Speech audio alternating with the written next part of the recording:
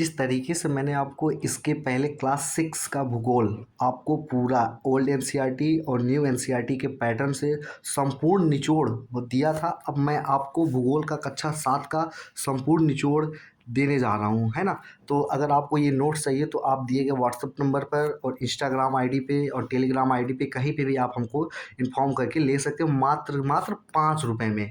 ये आपके लिए नोट्स मात्र 5 रुपये में बनाया गया है ना। तो आज हम क्लास 7 की एनसीईआरटी जो कि सीटेट के लिए बहुत ही महत्वपूर्ण है, क्वेश्चन जो बनते हैं उसका बेस यहीं से रहता है ना। तो हम आपको पूरा कराएंगे, इतिहास भी कराएंगे, भूगोल भी कराएंगे, नागरिक शास्त्र भी कराएंगे, एनसीईआरटी का पूरा संपूर्ण निचोड़ जो है आपको एक ही वीडियो में मिल जाएगा। इसके पहले मैंने आपको साइंस की क्लास 6 की एनसीईआरटी, क्लास 7 की एनसीईआरटी, क्लास 8 की एनसीईआरटी करा दिया है। और इसके पहले मैं एसएसटी को लेके बताएं तो क्लास 6 की भूगोल कंप्लीट हो चुकी है। तो आज हम क्लास 7 का स्टार्ट करने जा रहे हैं, है ना।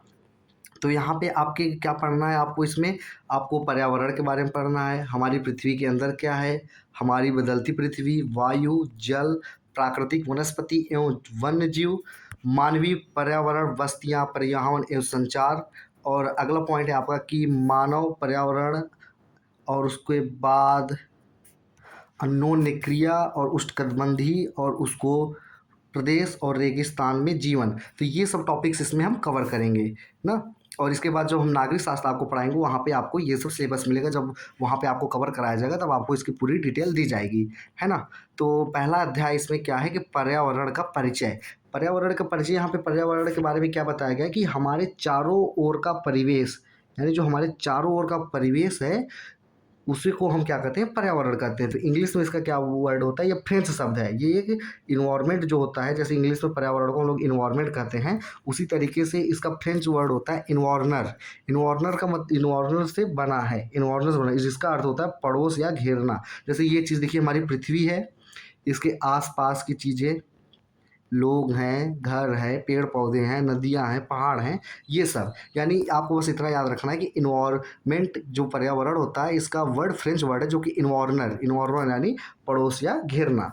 बस आपको इतना यहाँ पे याद रखना है ना। पर्यावरण के 3 घटक होते हैं। 3 घटक कौन कौन से होते हैं? प्राकृतिक पर्यावरण, मानव निर्मित पर्यावरण और मानवीय पर्यावरण, है ना।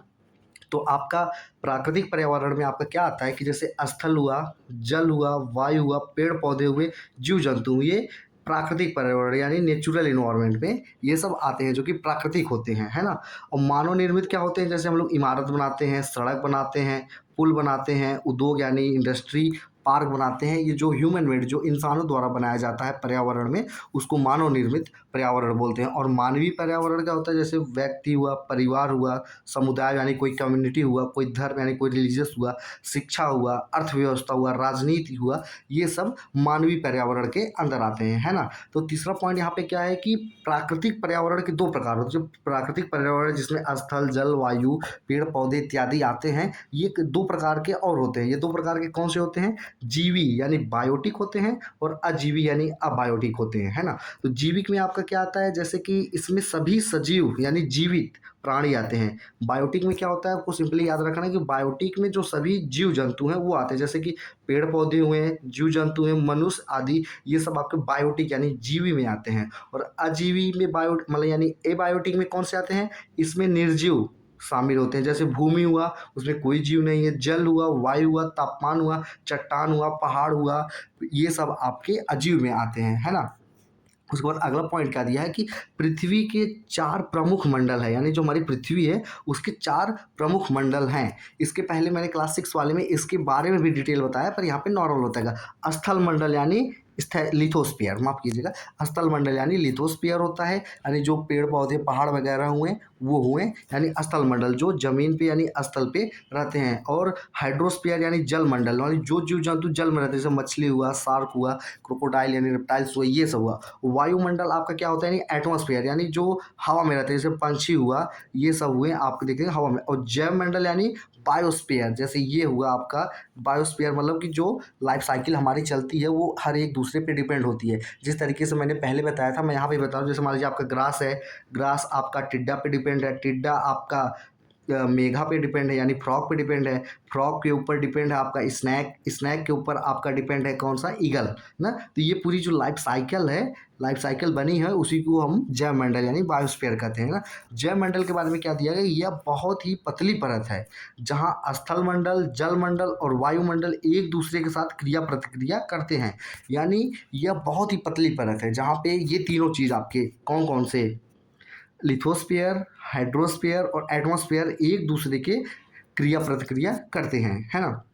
अगला पॉइंट क्या है यहाँ पे कि इकोसिस्टम। इकोसिस्टम क्या होता है कि यह जीवों का एक दूसरे तथा उनके भौतिक और रासायनिक पर्यावरण के साथ परस्पर संबंध वाला तंत्र है। यानी इकोसिस्टम यानी परितंत्र, पारितंत्र क्या है, जो एक दूसरे से उसके भौतिक और रासायनिक पर्यावरण के परस्पर यानी एक दूसरे पे संबंध रखने वाला तंत्र क्या होता है, इकोसिस्टम होता है ना। परीक्षा में पूछे जाने वाले जो योग्य तथ्य है कि 5 जून को आप लोग जनरली किसी भी एग्जाम में पूछ लेता है कभी कभी, 5 जून को क्या होता है कि वर्ल्ड पर्यावरण दिवस यानी world environment day, world environment day आपको किस दिन आया होता है, 5 जून को, है ना। वस्तु विनिमय क्या कहलाता है कि पैसे के बिना वस्तुओं का आदान प्रदान करना। जैसे भैया आप हमसे ये सामान ले लीजिए, हमको ये दे दीजिए ना। पहले ऐसे होता था, वस्तु विनिमय होता था। जब कॉइन सिक्के वगैरह नहीं चलते थे तो लोग यही करते थे, एक सामान लेके दूसरा सामान देते थे। अगर आपके यहाँ कुछ XYZ चीज़ है और उनको कुछ और चाहिए तो आप उसके बदले में आप उनको लेके कुछ और दे सकते हैं। याद रखने की बात क्या है कि प्राकृतिक यानी नेचुरल, मानव निर्मित, मानवीय तीनों मिला के क्या बनाते हैं, हमारे पर्यावरण बनाते हैं, है ना। और अगला पॉइंट यहाँ पे आपका क्या है कि पर्यावरण की परस्पर क्रिया और पारितंत्र यानी इकोसिस्टम के बारे में अब यहाँ पे हम पढ़ेंगे, है ना। कि जैसे सूर्य की ऊर्जा हुई, सूर्य की ऊर्जा से ऊर्जा प्रवाह हो के क्या हुआ, उत्पादक यानी हरे पौधे बने, है ना। ये हरे पौधे को क्या करेगा, ये हिरण खाएगा, यानी ये हिरण शाकाहारी भी होता है मांसाहारी भी होता है, पेड़ पौधे भी खाता है वो भी खाता है। और इनको कौन खाएगा, अब घटक यानी जीवाणु यानी कवक, ये खाएंगे और ये क्या बन जाते हैं फिर पोषक तत्व तो मिट्टी में मिल जाते हैं, है ना। इसी को चक्र को बोला गया है। जो यहाँ उत्पाद से जीवाणु के होते हैं उसको पोषक चक्र बोला गया है। यहाँ पे एक स्पेसिफिक टर्म उसके लिए यूज़ किया गया है। परितंत्र के उदाहरण यानी इकोसिस्टम के कुछ उदाहरण क्या यहाँ पे, जैसे वन हुआ, जैविक घटक यहाँ पे है क्या, हिरण है ना। अजैविक घटक इसके लिए एक मिट्टी है ना। तालाब हुआ, तालाब में क्या हुआ, जैविक घटक क्या होता है, कमल होता है। अजैविक घटक उसके लिए एक जल हो गया। घास भूमि हुआ, घास भूमि के लिए जैविक घटक क्या हुआ, घास हुआ। और अजैविक घटक क्या हुआ, वायु हुआ। उसी प्रकार रेगिस्तान, रेगिस्तान के जैविक घटक में आपके ऊँट आ गए और वहाँ पे अजैविक घटक में आपका क्या आ गया, रेतीली मिट्टी, है ना। अगला पॉइंट क्या है कि मानव पर्यावरण संबंध। मानव पर्यावरण संबंध में यहाँ क्या दिया गया है कि मानव पर्यावरण के अनुकूल अपनाता है, मानव पर्यावरण के अनुकूल अपनाता है। यानी जैसे जैसे हमारा पर्यावरण रहेगा उसी प्रकार से हम अपने आप को अपनाते हैं। जैसे हम लोग ठंडी में मोटे स्वेटर पहनते हैं, शॉल वगैरह ओढ़ते हैं ठंड से बचने के लिए अपने आप को, गर्मी में हल्का सूती कपड़ा पहनते हैं। वही यहाँ पे दिया गया है कि मानव पर्यावरण के अनुकूल अपनाता है। उदाहरण के लिए गर्म प्रदेश में लोग हल्के वस्त्र पहनते हैं, जैसे गर्मी आ जाएगी तो हम लोग क्या करते हैं, हल्के वस्त्र पहनते हैं, है ना। मानव तकनीकी की सहायता से पर्यावरण को बदलता है। यानी कि मानव जो तकनीक यानी टेक्नोलॉजी लगा के अपनी सहायता से पर्यावरण को बदलता है अपने यूज़ के लिए, है ना। जैसे नदी के जल से सिंचाई करना, नदी के जल से डायरेक्ट सिंचाई कर नहीं सकता, आपको मोटर लगाना पड़ेगा, पंप लगाना पड़ेगा, पाइप लगाना पड़ेगा। ये सब करने के लिए यही ये बताया गया कि मानव अपनी तकनीकी यानी अपना टेक्नोलॉजी यूज़ करके की सहायता से पर्यावरण को बदलता है। यहाँ पे फिर अगला पॉइंट क्या दिया गया है आपका कि मानव अपने जीवन के लिए पर्यावरण पर निर्भर करता है। जैसे सड़क, बांध, भवन आदि निर्माण के लिए अपने जीवन के लिए पर्यावरण पे ही निर्भर करेगा। जब पर्यावरण ही नहीं रहेगा तो आप ये सब सड़क, बांध, भवन आदि कहाँ पे बनाएंगे, है ना। और अगला पॉइंट क्या है कि संतुलन क्यों क्यों जरूर, संतुलन क्यों यानी प्राकृतिक संबंध सीमित है। संतुलन क्यों जरूरी है, क्योंकि संसाधन जो हमारे रिसोर्सेस हैं वो सीमित हैं। ये नहीं कि अनलिमिटेड है, आप चाहे जितना आप यूज़ करिए उसका, ऐसा नहीं है।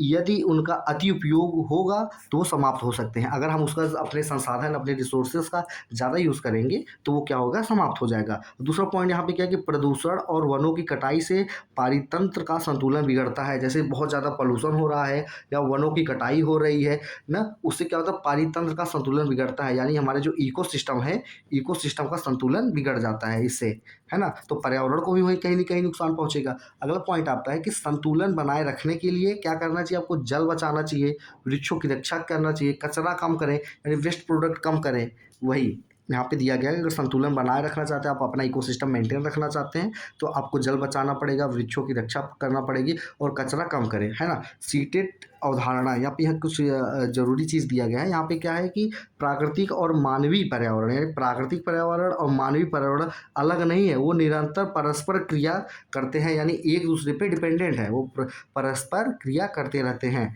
ना। यहाँ पे क्या है कि अभ्यास के लिए एक लाइनर क्या है, जैविक घटक का उदाहरण क्या है, आपका पेड़ है, अभी मैंने आपको ऊपर बताया। और अजैविक घटक का उदाहरण क्या हुआ, जैसे जल हुआ। कभी लोग बहुत लोग सोचते हैं जल तो नेचुरल है पर ये तो जैविक में आएगा, नहीं, यहाँ पे आपको कंफ्यूज नहीं होना है। जैविक में आपके पेड़ आएंगे और अजैविक में आपका जल आएगा। जैव मंडल यानी बायोस्फीयर किसे कहते हैं, पृथ्वी पर जमीन के सभी रूपों के क्षेत्र को क्या बोलते हैं हम लोग, बायोस्फीयर कहते हैं, है ना। अगला पॉइंट आपका है कि पारितंत्र यानी इकोसिस्टम क्या है, जीवों और उनके भौतिक पर्यावरण की परस्पर क्रिया को हम लोग क्या बोलते हैं, इकोसिस्टम बोलते हैं। तो यहाँ पे आप वन लाइनर टाइप में याद कर सकते हैं। विनिमय प्रणाली यानी बार्टर सिस्टम क्या है, वस्तु के बदले वस्तु का आदान प्रदान, है ना। बार्टर सिस्टम किया जाता था पहले, ये वही दिया गया है कि वस्तु के बदले वस्तु का आदान प्रदान ही क्या कहलाता है, आपका बार्टर सिस्टम कहलाता है ना। अगला पॉइंट है कि हमारी पृथ्वी के अंदर क्या क्या है ना। तो सबसे पहले हम आपको यहाँ बता रहे हैं कि जो सबसे बाहरी परत है ना, उसको हम लोग क्या बोलते हैं, क्रस्ट बोलते हैं। यहाँ पे दिया गया है आपका सबसे बाहरी परत यानी क्रस्ट ना, सबसे बाहरी व पतली, ये जो बाहर का आप देख रहे हैं यहाँ पे, इस देखिए मैं जहाँ पे पॉइंट कर रहा हूँ, ये जो आपका पॉइंट है ये सबसे बाहरी है, इसको हम लोग क्रस्ट बोलते हैं ना। महाद्वीपों पे लगभग 35 किलोमीटर और महानिगरों के नीचे, सागरों के नीचे लगभग 5 किलोमीटर, यानी महाद्वीप जहाँ पे है वहाँ पे लगभग 35 किलोमीटर, और महासागर यानी जो महासागर है, समुद्र है, उसके लगभग 5 किलोमीटर तक जो सरफेस है उसको हम लोग क्रस्ट यानी परपटी बोलते हैं। और दूसरा क्या है आपका मैंटल। मैंटल क्या है कि परपटी के नीचे, इसके नीचे वाले सतह को मैंटल बोला जाता है, यानी मैंटल, इंग्लिश में भी वही वर्ड है और हिंदी में भी वर्ड है। परपटी के नीचे लगभग 2900 किलोमीटर की गहराई तक को सरफेस को हम लोग क्या बोलते हैं, मैंटल, है ना। सबसे ऊपर आपका क्रस्ट आता है, उसके नीचे आपका मैंटल आता है ना, उसके नीचे आता है कोर। ये जो बीच में जो पॉइंट दिया गया, मैं यहाँ पे जो पॉइंट कर रहा हूँ, इस पॉइंट को कोर कवर्ड दिया गया, कोर ना। ये सबसे भीतरी लगभग 3500 किलोमीटर त्रिज्या, बहुत अधिक दाब और ताप यानी टेम्परेचर, दाब यानी प्रेशर, यानी जो ये कोर वाला पॉइंट है आपके पृथ्वी का, यहाँ पे बहुत ही ज़्यादा प्रेशर और बहुत ही ज़्यादा टेम्परेचर रहता है ना। ये लगभग जैसे मतलब ये पृथ्वी है, पृथ्वी से लगभग आपके 3500 किलोमीटर के रेडियस के अंदर में है ना। तो आपका यहाँ पे क्या दिया गया, जैसे तीनों पॉइंट आपको याद रखने के लिए क्या है कि पर्वती में लगभग 5 से 35 किलोमीटर, अर्थ के सरफेस के अंदर 5 से 35 किलोमीटर के अंदर तक आपको पर्वती मिलेगा। उसके बाद आपको इसी सरफेस से लेके 2900 किलोमीटर के आसपास तक के रेंज में आपको क्या मिलेगा, मैंटल मिलेगा। और जो क्रोड होता है वो लगभग 3500 किलोमीटर के यहाँ पे जो है आपका वो क्रोड का एरिया होता है ना। अगला क्या है यहाँ पे पॉइंट है आपकी इसकी संरचना यानी कंपोजिशन में क्या है कि SiAl यानी सिलिका, अल्मोनिया, चीपली, कंस्टेंशियल क्रस्ट, सीमा यानी silica, magnesium, cheaply, ocean crust, है ना। NiF यानी निकिल और फेरस का कोर होता है ना। यहाँ पे क्या है कि महत्वपूर्ण तथ्य यानी पृथ्वी की त्रिज्या लगभग 6371 किलोमीटर होती है। जो हमारी पृथ्वी की त्रिज्या है वो लगभग 6371 किलोमीटर तक की है। अगला पॉइंट क्या है यहाँ पे कि मैनेमोनिक, ऊपरी परपट, बीच में मंडल और भीतर क्रोड, यानी सबसे ऊपर परपटी है, बीच में आपका मेंटल है और सबसे भीतर में आपका कोर यानी क्रोड है। बस आपको ये 3 चीज़ें याद रखनी है ना। यहाँ पे आपका पॉइंट में परपटी यानी सबसे बाहरी परत, है ना। इसकी मोटाई 35 किलोमीटर यानी 5 किलोमीटर से लेकर 35 किलोमीटर तक, और इसमें मुख्य पदार्थ आपको क्या मिलेंगे, सिलिका और अल्मोनियम, या सिलिका और मैग्नीशियम, ये दोनों चीज़ आपको यहाँ पे मिलेंगे। अगला क्या है कि मेंटल क्या होता है कि परपटी के नीचे यानी बीच में, परपटी सबसे ऊपर और उसके नीचे आपका मेंटल लगभग 2900 किलोमीटर तक की गहराई में, यहाँ पे सिलिकल चट्टानें, मैग्नीशियम व लोहा युक्त यहाँ पे चीज़ें आपको मिलेंगी अगर आप 2900 किलोमीटर अंदर जाएंगे। और लास्ट वाला क्या है आपका कोर यानी क्रोड, सबसे भीतरी परत, ये लगभग 3500 किलोमीटर अंदर, यहाँ पे NiFe यानी निकिल, आयरन और फेरस यहाँ पे आपको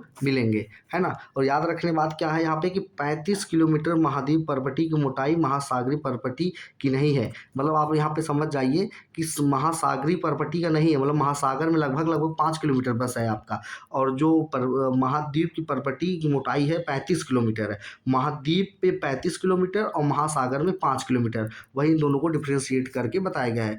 5 किलोमीटर महासागरीय पर्वती की मोटाई है, महाद्वीप की नहीं। ये दोनों पॉइंट एक दूसरे से रिलेट करते हैं, बस आपको इन दोनों में कन्फ्यूजन नहीं होना है। अगर आप ऐसे याद कर सकते हैं, महासागर तो गहरा होता है, अगर उसके सतह से हम लोग जोड़ेंगे तो सिर्फ 5 किलोमीटर अंदर आपको मिलेगा। और जो ऊपर का सरफेस है महाद्वीप का सरफेस, वहाँ से आपको 35 किलोमीटर जाना पड़ेगा, तब आपका पर्वती का सतह आपको मिलेगा। 2900 किलोमीटर मेंडल की गहराई है, यानी जो बीच वाला है आपका मेंटल, उसका लगभग लगभग 2900 किलोमीटर है। और NiF यानी निकिल और आयरन का क्रोड का निर्माण करता है, पर्वती या मेंटल नहीं करते हैं। यहाँ पे ये बताना चाह रहा है कि जो निकिल और आयरन का निर्माण होता है, जो लोहा और निकिल मिलता है, वो कोर के अंदर मिलता है, ना कि पर्वती और मेंटल के अंदर मिलते हैं, है ना। अगला पॉइंट क्या है कि सेल और सेल चक्र यानी रॉक्स एंड रॉक साइकिल। यहाँ पे दिया गया है, पहला पॉइंट क्या है कि अग्नेय सेल, है ना। मैग्मा लावा को ठंडा होकर ठोस बनने वाली इसे प्राथमिक सेल कहते हैं। यानी कि जो मैग्मा या लावा जो ज्वालामुखी से निकलती है, जब वो उसमें तो आग रहता है खूब, जब वो ठंडा हो जाता है, जब नॉर्मल टेम्परेचर पे आ जाता है, उससे बनने वाले ठोस, उससे जो बनने वाला हार्ड सब्सटेंस जो बनता है, उसी को हम लोग क्या कहते हैं, अग्नेय सेल, है ना। ये क्या है कि वही भर्ती शैली यानी एक्सट्रूसिव सतह पर लावा तेजी से ठंडा होते हैं, छोटे कण बनते हैं। उदाहरण में जैसे बेसाल्ट यानी दक्कन के जो पठार हैं वो आपके इसी से बने हुए हैं। अगला पॉइंट क्या है कि अंतर्भेदी यानी इंट्रूसिव मैग्मा पृथ्वी के भीतर धीरे धीरे ठंडा होता है, बड़े कण बनते हैं जैसे ग्रेनाइट। एक तो जो बाहर ठंडा होता है उसके छोटे छोटे कण बनते हैं, उससे बेसाल्ट बनता है, जैसे कि उदाहरण में दक्कन का पठार। और अगला पॉइंट है आपका कि जो अंदर अंदर ठंडा होता है उससे ग्रेनाइट बनता है ना। और यहाँ पे दूसरा पॉइंट है आपका कि अवसादी सेल यानी सेलों के अपक्षय से बने टुकड़ों को अवसाद कहते हैं। यानी सेलों को, यानी रॉक्स के जो छोटे छोटे टुकड़े से बनते हुए उसको अवसाद कहा जाता है। अगला पॉइंट है कि ये अवसाद जल, वायु, हिमनद आदि द्वारा एक स्थान से दूसरे स्थान तक पहुँचते हैं ना। जैसे वायु के हवा से जो छोटे छोटे कण एक दूसरे से चले गए, जल के मतलब से जल बहाव हो रहा है उसके थ्रू चले जा रहे हैं, है ना। हिमनद आदि द्वारा एक स्थान से दूसरे स्थान पर ये पहुँचते हैं। ये परतों लेयर में जमा होते हैं ना। जैसे ये क्या होते हैं, जो अवसादी सेल होते हैं ये लेयर में जमा होते हैं। एक लेयर हुआ, दो लेयर हुआ, तीन लेयर, इस लेयर के ऊपर ऐसे ऐसे जमाव इसका होता रहता है ना।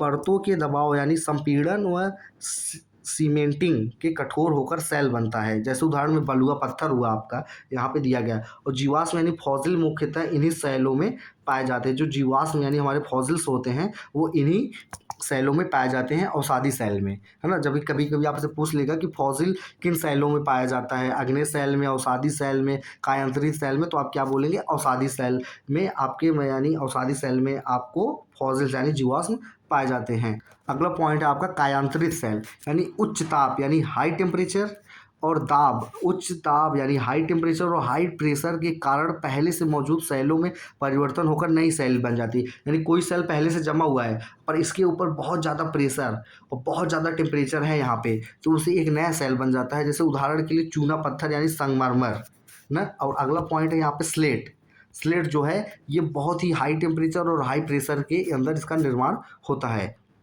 सेल चक्र के बारे में यहाँ आपको समझाया गया है। जैसे मान लीजिए हम मैग्मा है ना। मैग्मा ठंडा होकर क्या बनता है, अग्नि सेल बनता है, यानी इग्नियस रॉक बनता है, इग्नियस रॉक। और इग्नियस रॉक का क्या, वेदरिंग, इरोजन, डिपोजिशन या अपक्षय, अपरदन और निष्पेक्षण के कारण क्या बनता है, अवसादी सेल यानी सेडिमेंट्री रॉक। सेडिमेंट्री रॉक क्या होता है, सतह में बनता है, लेयर्स में बनते हैं, मैंने अभी आपको ऊपर बताया है। और इस पे बहुत ज़्यादा हाई टेम्परेचर हाई प्रेशर बनेगा तो मेटाफोरिक रॉक यानी बन जाएगा। ताप और बहुत हाई ताप और बहुत ज़्यादा आपको प्रेशर देंगे तब जाके ये कायांतरित सेल बन जाएगा, और फिर ये मेल्ट होके फिर मैग्मा में बन जाएगा, है ना। तो इसी तरीके से ये पूरी साइकिल चलती रहेगी। बस आपको ये ध्यान रखना है, मैग्मा को थोड़ा बहुत कूल होके इग्निशियस रॉक यानी अग्नि सेल बनता है। अग्नि सेल के थ्रू, जैसे पानी के थ्रू, जल के थ्रू, और पानी के थ्रू, हवा के थ्रू जो जाके जम जाता है उसे अवसादी सेल, सेडिमेंट्री, जो कि लेयर्स में बनते हैं। और जब इसी लेयर पे, इसी चीज़ पे बहुत ज़्यादा हाई टेम्परेचर हाई प्रेशर आ जाएगा तो इससे आपका क्या बन जाएगा,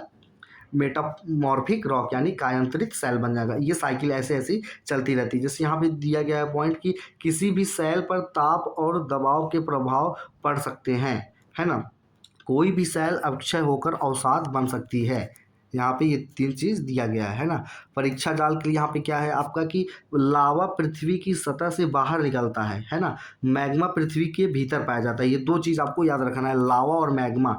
लावा क्या होता है, सतह से बाहर निकलता है, जैसे ज्वालामुखी फूटती है तो वहाँ से आपका लावा निकल जाता है ना। और अगला पॉइंट है कि मैग्मा जो होता है वो पृथ्वी के भीतर पाया जाता है, वो पृथ्वी के भीतर ही फूट जाती है और वहीं रहती है, वहीं टेम्परेचर ठंडा होकर वहाँ पे कुछ आपको बनता है। जीवाश्म मुख्यतः अवसादी सैलों में पाए जाते हैं। जो अवसाद यानी आपके फॉसिल्स होते हैं वो हमेशा आपके अवसादी सैलों में ही पाए जाते हैं। अगला पॉइंट क्या है आपका कि ग्रेनाइट अंतर्वेदी यानी इंट्रूसिव अग्नेय शैल है, जबकि बेसाल्ट आपकी बाहरी है ना।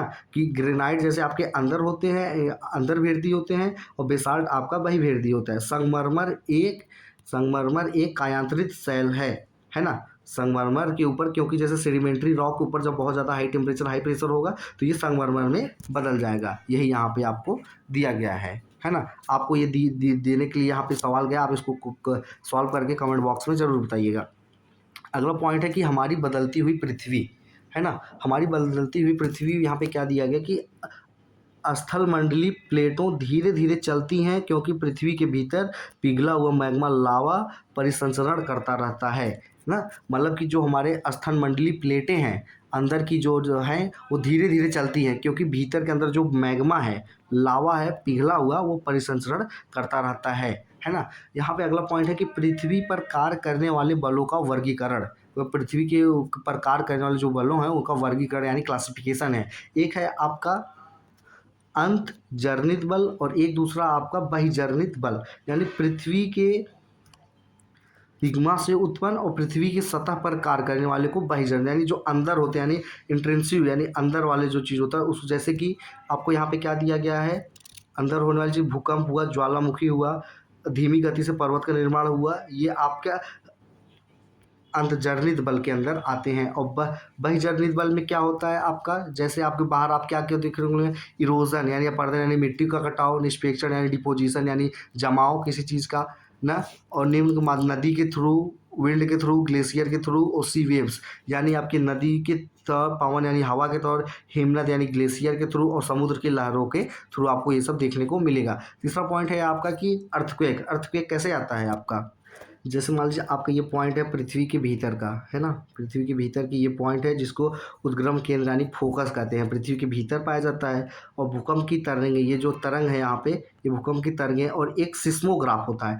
आपको वो क्वेश्चन पूछ सकता है कि वो कौन सा डिवाइस है जिससे अर्थक्वेक को मापा जा सकता है ना। जैसे हर एक डिवाइस को नापने के लिए एक होता है, चीज़ होती है ना, धारा की प्रवाह यानी करंट फ्लो को एम मीटर से नापा जाता है, वोल्टेज को वोल्ट मीटर से नापा जाता है। ठीक उसी प्रकार आपका यहाँ पे है जो कि जो सिस्मोग्राफ है वो भूकंप मापी होता है, तरंगों को रिकॉर्ड करता है और बताता है कितना तेज भूकंप था, कितना हल्का था। यानी फोकस पृथ्वी के भीतर स्थित होता है। यहाँ पे एक पॉइंट पहला है ईपी सेंटर यानी अधिकेंद्र पृथ्वी की सतह पर, उद्गम केंद्र यानी फोकस के ठीक ऊपर, यानी ये जो फोकस है आपका इसी के ठीक ऊपर आपका क्या मिला जाता है, अधिकेंद्र यानी ईपी सेंटर आपको मिलेगा देखने को, है ना।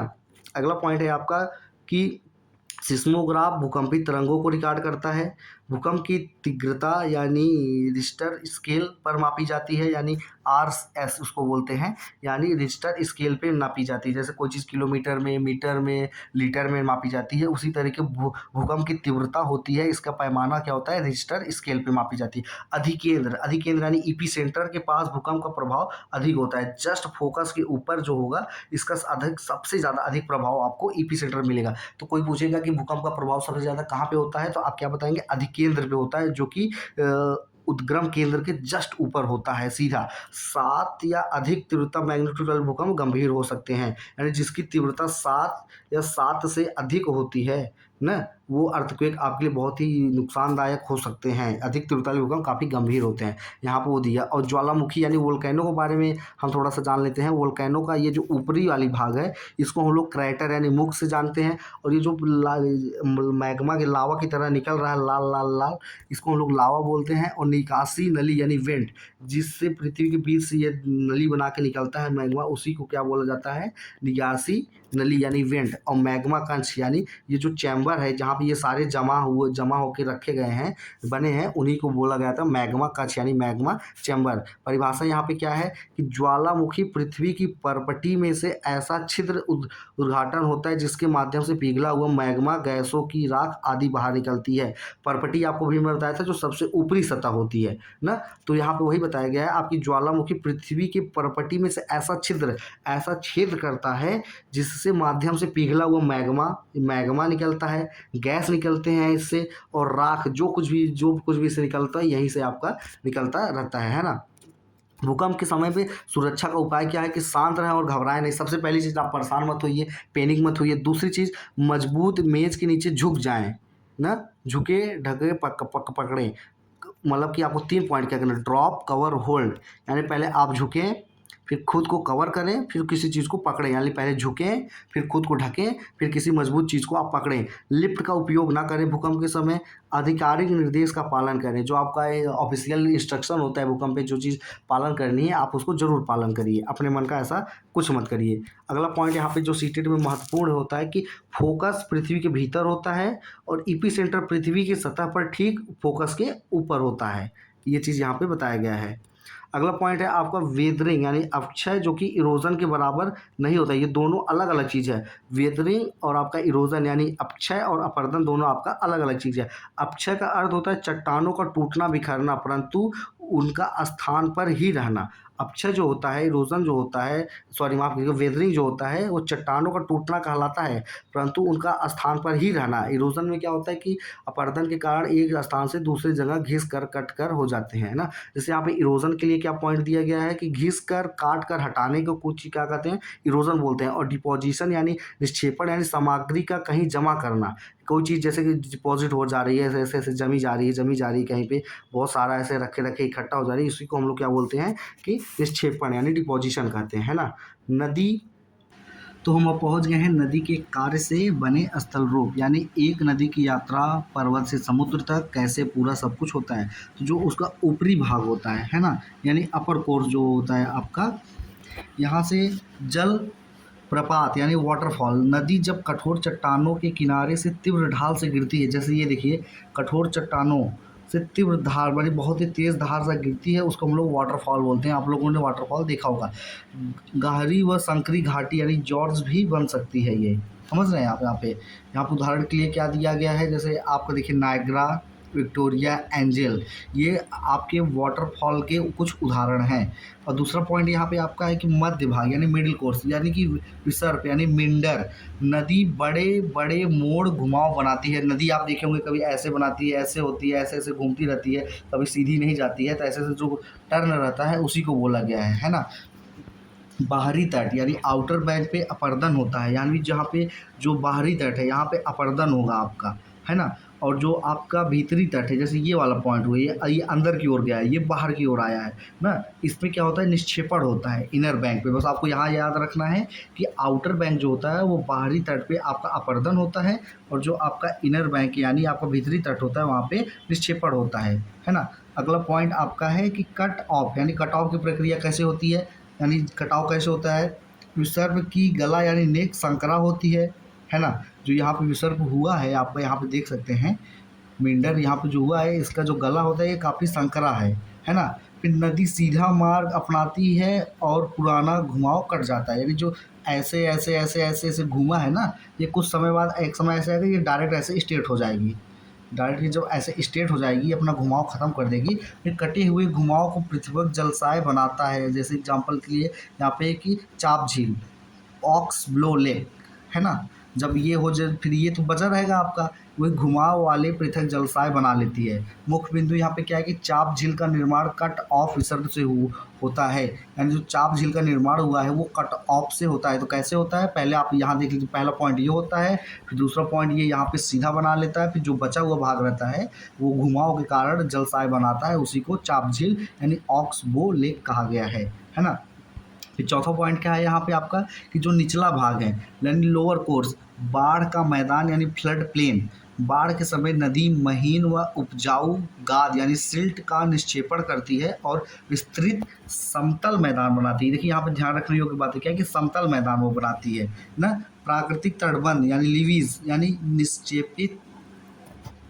निक्षेपित पदार्थ के कारण नदी के किनारे ऊंचे तटबंध बन जाते हैं। जैसे यहाँ पे एग्जांपल के लिए यहाँ पे आपको देखिए यहाँ पे बनाया गया है, दिखाया गया। यहाँ पे नोट याद रखने योग्य बात है क्या कि बाढ़ के समय नदी का जल तटबंधों के भीतर बहता है और बाहर का मैदान जलमग्न हो जाता है ना। अगला पॉइंट है आपका कि मुहाना यानी माउथ, इसके बारे में क्या बताया गया कि जब तीव्रता कम हो जाता है और यह कई धाराओं में बढ़ जाती है, यानी जब उसकी तीव्रता कम हो जाती है वो कई धाराओं में बढ़ जाती है। इन धाराओं की विकिरणाएं यानी डिस्ट्रीब्यूटरीज कही जाती हैं। त्रिकोणीय या पंखाकार निक्षेपण के स्थल रूप बनता है डेल्टा। डेल्टा कैसे बनता है, त्रिकोणीयकार में या पंखाकार में जो निक्षेपण होता है उसी के स्थल रूप में क्या बनता है, डेल्टा बनता है। जैसे मान लीजिए नदी का धार प्रवाह कम हो गया, ये अलग अलग डिस्ट्रीब्यूटिव्स बन जाती हैं, है ना। फिर यहाँ से बनने वाले को क्या बोलते हैं, डेल्टा। जैसे गंगा ब्रह्मपुत्र नदी का डेल्टा अत्यंत विशाल एवं विस्तृत है, यानी जो गंगा है वो ब्रह्मपुत्र नदी का डेल्टा है ना। तो अपर्दन से क्या बनता है आपका, वाटरफॉल यानी जल प्रपात, और गहरी संकरी घाटी यानी जॉर्ज वैली, विसर्ग की बाहरी तट पर अपर्दन, और कट ऑफ द्वारा पुराने घुमाव का काटना। और निक्षेपण से क्या बनता है कि भीतरी तट पे निक्षेपण होता है, बाढ़ का मैदान यानी फ्लड प्लेन बनता है, प्राकृतिक तटबंध यानी लीवीज बनता है, और डेल्टा बनता है। तो आपको याद रखना कि अपर्दन से क्या क्या बनता है और निक्षेपण से क्या क्या बनता है ना। यहाँ पे आपको सीटेड के लिए जो इम्पोर्टेंट है इसमें क्या है कि सहायक नदी यानी ट्रिब्यूटरीज जो मुख्य नदी से मिलती हैं। कोई मुख्य नदी आपकी ऐसी सी जा रही है तो कोई बगल से एक छोटी मोटी नदी आ जा रही है, तो ये इसकी ट्रिब्यूटरीज हो गई, यानी इसको सहायता कर रही हैं, है ना। इसी को बोला गया है ट्रिब्यूटरीज। और डिस्ट्रीब्यूटरीज क्या, जो मुख्य नदी से मिलती हैं, है ना। और चाप झील यानी ऑक्स बो लेक जो कि कट ऑफ विसर्ग से बनती हैं, है ना। यहाँ पे देखिए कुछ यहाँ पे प्रश्न और उत्तर दिए गए हैं अभ्यास के लिए। नदी जब तीव्र ढाल से गिरती है तो कौन सा स्थल रूप बनाती है, तो इसका सही उत्तर होगा आपका वाटरफॉल ना। फिर विसर्ग के बाहरी तट पर क्या होता है, अपर्दन होता है। जो बाहरी तट होता है उस पर क्या होता है आपका अपर्दन होता है ना। जो अगला पॉइंट है कि कट ऑफ के बाद क्या बनता है, ऑक्स बो लेक यानी चाप झील बनती है। वहाँ पे नदी के किनारे ऊंचे तटबंध कैसे बनते हैं, निक्षेपण यानी लीवीज से बनते हैं। नदी अनेक धाराओं में बैठकर क्या बनाती है, आपका डेल्टा बनाती है। बस आपको ये याद रखना है ना। अगला पॉइंट आपका क्या है कि समुद्री तरंग, हिमनद यानी ग्लेशियर, और पवन के स्थल रूप। हिमनद मतलब होता है ग्लेशियर, है ना। समुद्री तरंग क्या होता है कि लगातार अपरदन से विभिन्न स्थल रूप बनाते हैं, जैसे कि सी के हुआ, सी आक हुआ, स्टैक हुआ, ये सब चीज़ें ना। और जैसे यहाँ पे देखिए आपको क्या दिखाया गया है कि समुद्री भूड यानी सी क्लिप, खड़ी पथरीली तटरेखा, और समुद्री तट यानी बीच निक्षेपण द्वारा बनता है। जो बीच वगैरह बनता है वो किसकी वजह से बनता है, आप बीच पे जाएंगे घूमने तो आप वहाँ पे लोगों को बताइए कि ये निक्षेपण की वजह से इसका निर्माण हुआ है ना। हिमनद क्या है, हिमनद है आपका कि बर्फ़ की नदी, यानी बर्फ़ की जो नदी होती है। हिमनद मैंने अभी आपको बताया इंग्लिश का मतलब ग्लेशियर होता है। यह घाटियों का अपर्दन करता है तथा चट्टान मृदा का मलबा निक्षेपित करता है, जिन्हें हम हिमोड़ यानी मोरेनराइज कहते हैं ना। जैसे यहाँ पे देखिए, यहाँ पे आपको एक पॉइंट दिया गया कि पार्श्वी हिमोड़ यानी लैटरल मोरेनाइज, और आपका टर्मिनल हिमोड़ यानी टर्मिनल मोरेनाइज। मोरेनाइज क्या होता है, हिमनद द्वारा लाया गया चट्टान, कंकड़, रेत तथा मृदा के निक्षेप को ही कहते हैं। जैसे मान लीजिए यहाँ पे देख रहे हैं, यहाँ पे आपका बर्फ़ की नदी बह रही है, तो इसके द्वारा मैं आपको फिर से एक्सप्लेन करता हूँ। जो बर्फ़ की नदी है इसके द्वारा जो बहते हुए पत्थर, चट्टान, कंकड़, रेत आदि ला के यहाँ पे जो जमा कर दिया गया, डिपॉजिट हो गया है, इसी को मोरेनाइज यानी हिमोड़ कहा गया है ना। अगला पॉइंट है आपका कि पवन अपर्दन। पवन अपर्दन से क्या होता है, मरुस्थल रूप में छत्रक सेल यानी मशरूम रॉक बन जाता है, मशरूम जैसा, मशरूम का शेप ऐसा ही होता है ना। रेत युक्त पवन भूमि की सतह से निकट अधिक अपर्दन करती है ना। अधिक अपरदन करती है, इसलिए सेल का निचला भाग संकरा होता है यानी पतला होता है और ऊपर का भाग चौड़ा होता है, एक मशरूम के जैसे। अगला आपका पॉइंट क्या है आपका कि पवन निक्षेपण यानी बालू टिब्बा सैंड ड्यून यानी पवन द्वारा लाई गई रेत का निक्षेपण से क्या बनता है, बालू का टीला बन जाता है, टिब्बा जिसको बोला गया है ना। लोएज क्या है, बहुत ही महीन कण धूल के आकार में जो पवन द्वारा बहुत दूर तक ले जाकर निष्पेक्षित किए जाते हैं, उसे लोस कहा जाता है। जैसे कि चीन में आपको यहाँ पे ऐसा आपको देखने को मिलेगा, जो कि आपका कैसे पवन अपर्दन के कारण ये बना हुआ है ना। नदी से जल, समुद्र से तरंग, हिमनद से बर्फ और मरुस्थल से पवन। तो चार चीज़ें आपको यहाँ पे याद क्या रखना है कि नदी से आपका जल होता है, समुद्र में आपके तरंग होते हैं और हिमनद से आपका बर्फ और मरुस्थल में आपका पवन, है ना। और यहाँ पे आपका अगला पॉइंट क्या है, आपको ये जो है कि स्टैक एक अलग थलग शैल स्तंभ होता है, मेहराब नहीं, है ना। और हिमोड यानी मोरनरीज हिमनद द्वारा किया गया निष्पेक्ष अपर्दन नहीं, ये आपका अपर्दन नहीं है, ये आपका क्या है, हिमरत द्वारा किया गया निक्षेप है ना। लोएस क्या है, अत्यंत महीन पवन निष्पेक्ष, यह नदी का निष्पेक्ष नहीं है, नदी का नहीं है, ये पवन का है जो कि अत्यंत महीन होता है। और मशरूम रॉक कैसे बनता है कि पवन अपर्दन से बनता है और निष्पेक्षण नहीं है ना। आपको यहाँ पे देखिए क्वेश्चन आपके लिए यहाँ पे जनरेट किया गया, आप इसको कमेंट बॉक्स में टाइम के साथ लिख के जरूर इसका उत्तर दीजिएगा, है ना। अगला पॉइंट आपका है कि वायु संगठन और वायुमंडल, है ना। हमारे वायु में किसका क्या संगठन कितना है, वायुमंडल में क्या उपस्थित है, उसके बारे में हम यहाँ पे पढ़ेंगे। तो जैसे मान लीजिए एनसीईआरटी के आंकड़े की यहाँ पे जैसे मान लीजिए ये पूरा मेरा एटमॉस्फेयर यानी ये पूरा पृथ्वी है ना, ये भी हमारा पूरा वातावरण एटमॉस्फेयर है। इसमें क्या है आपका 78% आपका नाइट्रोजन है, सबसे ज़्यादा आपका यहाँ पे नाइट्रोजन है, और 21% ऑक्सीजन है, और ऑर्गन 0.0393% है, कार्बन डाइऑक्साइड यानी CO2 लगभग 0.03 और अन्य गैस अल्प मात्रा में, मतलब बहुत ही कम मात्रा में है ना। यहाँ पे नोट करने वाली बात क्या है कि जल वाष्प व धूल की मात्रा स्थान समय के अनुसार बदलती है, यानी जल वाष्प जो होता है वह धूल की मात्रा स्थान समय के अनुसार हमेशा बदलती रहती है। वायु के प्रमुख कार्य, वायु की जो होती है उसका प्रमुख कार्य क्या है कि नाइट्रोजन चक्र द्वारा पौधों में वृद्धि की सहायक होती है, मतलब नाइट्रोजन जो होता है नाइट्रोजन साइकिल के थ्रू पौधों के वृद्धि में यानी उसकी ग्रोथ में बहुत ही हेल्पफुल करता है। ऑक्सीजन क्या होता है, श्वसन या दहन जलने के लिए आवश्यक होती है, श्वसन यानी रिस्पायरेशन, मतलब जो लोग सांस लेते हैं उसमें, दहन यानी जलने में, कोई चीज़ बर्निंग में ऑक्सीजन की आवश्यकता होती है। जैसे अगर ऑक्सीजन नहीं रहेगा तो कोई चीज़ आपकी जलेगी नहीं। CO2 क्या करता है कि पौधे इसका उपयोग प्रकाश संश्लेषण में करते हैं, यानी फोटोसिंथेसिस में। फोटोसिंथेसिस यानी प्रकाश संश्लेषण वह प्रोसेस होता है, वह प्रक्रिया होती है जिसमें प्रकाश सूर्य की किरण से मदद से अपना भोजन तैयार करते हैं, उसी को प्रकाश संश्लेषण कहते हैं, है ना।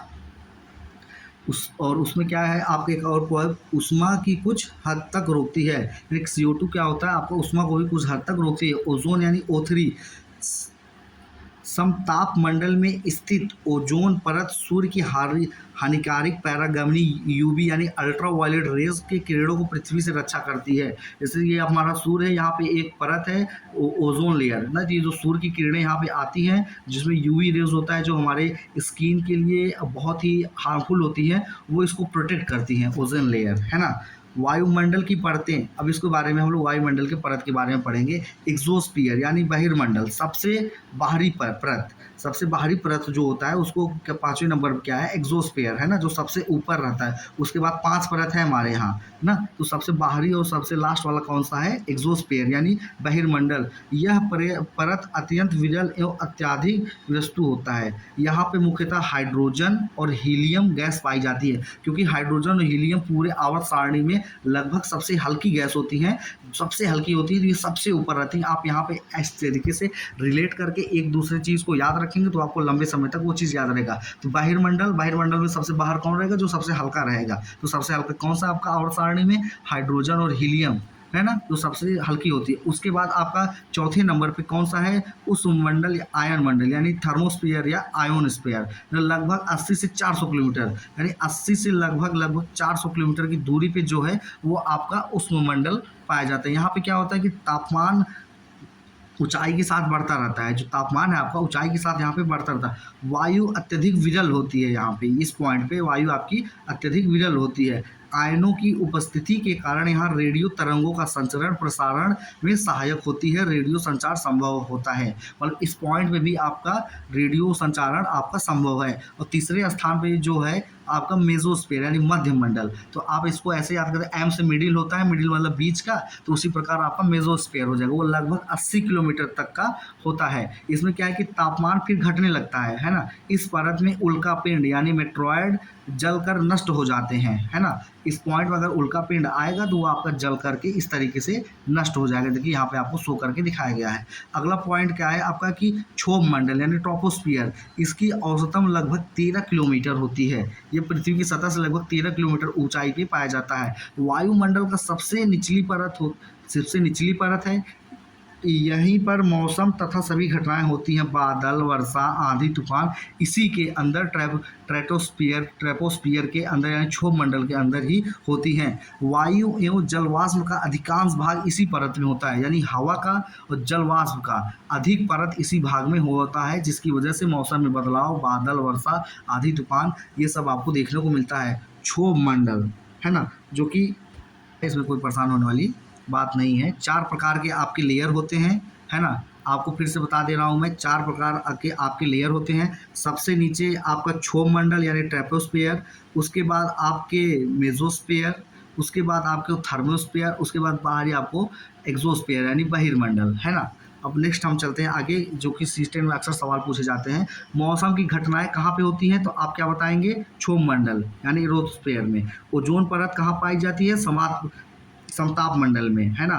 मेट्रॉयड कहाँ पाया जाता है, आपके मध्य मंडल में। रेडियो संचार किस परत में संभव है, आयन मंडल, उस मंडल के ऊपरी भाग में संभव है ना। यहाँ पे याद रखने की ट्रिक क्या है कि क्षो सम मध्य उष्ण बहिर यानी नीचे से ऊपर की क्रम की ओर चलने वाले। अगला पॉइंट आपका मौसम, जलवायु, वायुदाब और पवन, है ना। तो मौसम और जलवायु में अंतर क्या है, दोनों चीज़ अलग अलग हैं। तो आपको यहाँ पे देखना पड़ेगा। वायुमंडल की प्रतिदिन दशा होती है, शीघ्र बदलता है, यानी जो मौसम है ये आपका शीघ्र यानी बहुत जल्दी बदल जाता है। और वायुमंडल दिन की प्रतिदिन दशा होती है, शीघ्र बदलता है। अगर कोई चीज़ बहुत तेज़ जैसे अगर आप कहेंगे यार मौसम देख रहे बदल गया है, अभी सुबह बारिश हो रही थी अभी धूप हो गई, ऐसे आपको जनरली सुनने को। पर जलवायु क्या होता है कि लंबे समय में किसी स्थान पर औसतम मौसम देखने को मिले उसको बोलते हैं आपको जलवायु। जैसे लंबे समय तक रेगिस्तान में बारिश नहीं होती है तो आप ये नहीं कहेंगे कि यार मौसम यहाँ पे बहुत धूप वाला है, बारिश नहीं हो रही है। वहाँ पे आप क्या बताएंगे कि इसका जलवायु ही ऐसा है, क्योंकि लंबे समय पे उसी स्थान पे औसतम मौसम दशा वैसे बनी रहती है ना। आतपन यानी इंसोलेशन क्या है कि सूर्य से आने वाली ऊर्जा को तापमान आपतन कहते हैं, माफ कीजिएगा आपतन है, यानी इंसोलेशन कहते हैं। भूमध्य रेखा यानी इक्वेटर, भूमध्य रेखा आपकी ये है जो बीच से गई है ना। यानी इक्वेटर पर सूर्य की किरणें अधिक सीधी गिरती हैं, इसलिए वहाँ अधिक ऊष्मा होती है। जो सूर्य की किरणें होती हैं यहाँ पे एकदम सीधी गिरती हैं, स्ट्रेट, है ना, इसीलिए यहाँ पे अधिक ऊष्मा होती है। ध्रुव यानी पोल यानी ऊपर के पॉइंट और नीचे के पॉइंट पर किरणें तिरछी गिरती हैं, इसलिए यहाँ ऊष्मा कम मिलती है। यानी इस पॉइंट पे जो चीज़ भी पड़ेगा वहाँ पे आपको ठंडा थोड़ा महसूस होगा, गर्मी आपको उतनी नहीं महसूस होगी, क्योंकि सूर्य की किरणें वहाँ पे थोड़ी तिरछी गिरती हैं, डायरेक्ट नहीं गिरती हैं, है ना। इसीलिए यहाँ पे कारण दिया गया है ना। दिन में तापमान प्राय दोपहर से 1 से 3 बजे के आसपास अधिक होता है, क्योंकि सतह के गर्म होने की समय लगता है, क्योंकि सूर्य की रोशनी है तुरंत तो गर्म नहीं हो जाएगा, लगातार आती रहेगी तो उसको होने में भी समय लगता है। वही यहाँ पे बताया गया। ताप और दाब इन दोनों को क्या है कि गर्म हवा क्या करता है, फैलती है, हल्की होती है, ऊपर बैठती है, निम्न दाब बनता है, लो प्रेशर। गर्म हवा जब ऊपर उठती है फिर इसकी वजह से ठंडी हवा नीचे धंसती है, जब ये ऊपर जाएगी तो यहाँ की चीज़ को नीचे भेजेगी। ये साइकिल आपका ऐसे ऐसे कंप्लीट होता रहता है, उसी को बताया गया है। ठंडी हवा क्या कहता है कि घनी होती है, नीचे धंसती है, उच्च दाब यानी इसमें हाई प्रेशर लगता है, समझ रहे हैं। और यहाँ पे क्या है कि पवन के 3 प्रमुख समूह यानी परमानेंट विंड क्या होता है, जैसे व्यापारिक पवने ट्रेडमिल, पश्चिमी पवने वेस्टर्लाइज, ध्रुवी पूर्वी पवन यानी पोलर स्टरलाइज, और मौसमी पवने यानी सीजनल विंड्स, जैसे मानसूनी पवन होता है, कभी किसी मौसम में बहुत ज़्यादा हवा चल रहा है, कभी कभी गर्मी में आप लोग कहेंगे कि लू चल रहा है, ठीक उसी प्रकार। और स्थानीय पवने यानी लोकल विंड्स, समुद्री और स्थलीय पवने सी ब्रीज और लैंड ब्रीज, यानी आप समुद्र के किनारे जाएंगे, ऐसी जगह पे आप जाएंगे जहाँ ब्रिज वगैरह है, तो वहाँ पे आपको अक्सर ठंडी हवा मिलेगी ना। और लू क्या होता है, उत्तर भारत की गर्म और शुष्क ग्रीष्म ऋतु में पवन, यानी गर्मी में जो हवा बहता है उसमें बहुत ज़्यादा गर्म रहता है, उसी को बोला गया है लू, है ना। अगला पॉइंट यहाँ पे क्या दिया गया कि वर्षा के 3 प्रमुख प्रकार। पहला क्या है कि कन्वेंशनल रेनफॉल यानी संवहनी वर्षा, सतह गर्म होती है, हवा ऊपर उठती है और ऊपर जाकर ठंडी होती है और संघनित होकर वर्षा होती है। यानी जैसे यहाँ पानी है, यहाँ सूर्य की रोशनी पड़ी यहाँ पे, ये हवा गर्म होकर ऊपर चला गया, तो गर्म होकर ऊपर चला गया, यहाँ पे जाके कंडेंसेशन है, संघनन, यानी यहाँ पे ठंडा होता है, ठंडा होकर फिर बारिश के रूप में गिर जाता है, फिर ये बारिश का पानी सूर्य की किरण की वजह से भाप बन के ऊपर जाता है। ये साइकिल आपका ऐसे ऐसे पूरा चलता रहता है। और दूसरा क्या है, पर्वतीय और ऑर्गोफैलिक रेनफॉल यानी रिलीफ एंड ऑर्गोग्राफिक रेनफॉल, माफ कीजिएगा, ऑर्गोग्राफिक लिखा है, ऑर्गोग्राफिक रेनफॉल। यहाँ पे क्या होता है कि आर्द्र पवन पर्वत से टकरा कर ऊपर उठती है, पवन यानी हवा टकरा के ऐसे स्लोप की वजह से ऊपर उठती है और ठंडी होकर वर्षा करती है। पवन की दूसरी ओर हवा उतरती है और शुष्क हो जाती है यानी गर्म हो जाती है, जिसके वहाँ वर्षा कम होती है। एक साइड आपका कम होगा, एक साइड आपका ज़्यादा हो जाए। और साइक्लोनिक रेनफॉल यानी चक्रवाती वर्षा कैसे होती है, गर्म और ठंडी वायु राशियों के मिलने से निम्न दाब न बनता है, हवा ऊपर उठता है, संदिग्ध होता है और व्यापक क्षेत्र से वर्षा करता है ना। यहाँ पे परीक्षा में होने वाले कुछ सामान्य भूलें जो आप भूल जाते हैं, तो उसको यहाँ पे दिया गया कि पवन का नाम उस दिशा में रखा जाता है जिससे वह चलती है, ना कि जिस दिशा में वह जाती है ना। जैसे आपको कभी आप लोग घर वाले के मुंह से सुनेंगे, भैया पुरवैया चल रहा है, भैया उतरैया चल रहा है। घर पे गाँव पे मम्मी लोग के मुंह से सुनते होंगे, आज पुरवैया हवा बह रहा है, गर्मी ज़्यादा लग रहा है, आज पश्चिमी या उत्तरैया चल रहा है। तो इसका मतलब क्या है कि पवन का नाम उस दिशा में रखा जाता है जिससे वह चलती है, ना कि जिस दिशा में जाती है। जैसे मान लीजिए आपका यहाँ पे ईस्ट है, माफ़ कीजिएगा, ईस्ट है, यहाँ आपका वेस्ट है, यहाँ आपका नॉर्थ है, यहाँ आपका साउथ है ना।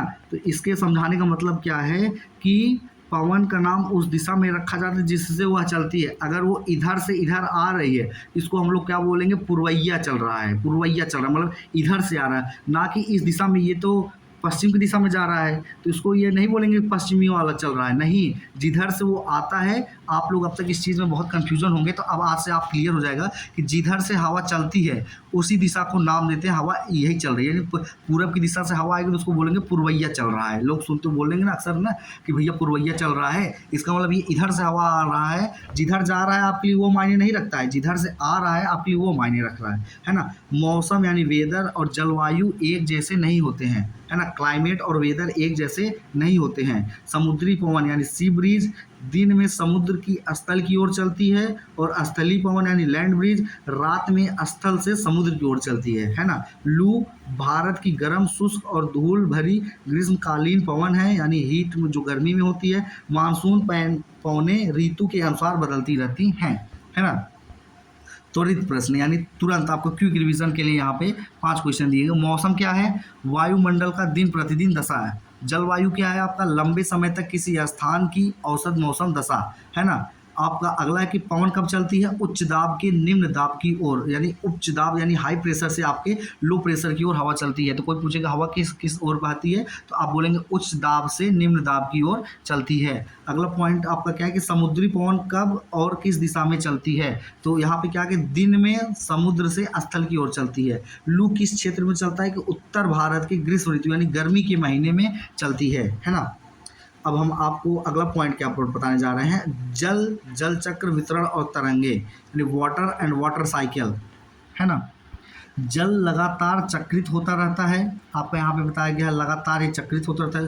कुल जल की मात्रा व्यापक रूप से संरक्षित रहती है, केवल उसका रूप और स्थान बदलता है ना।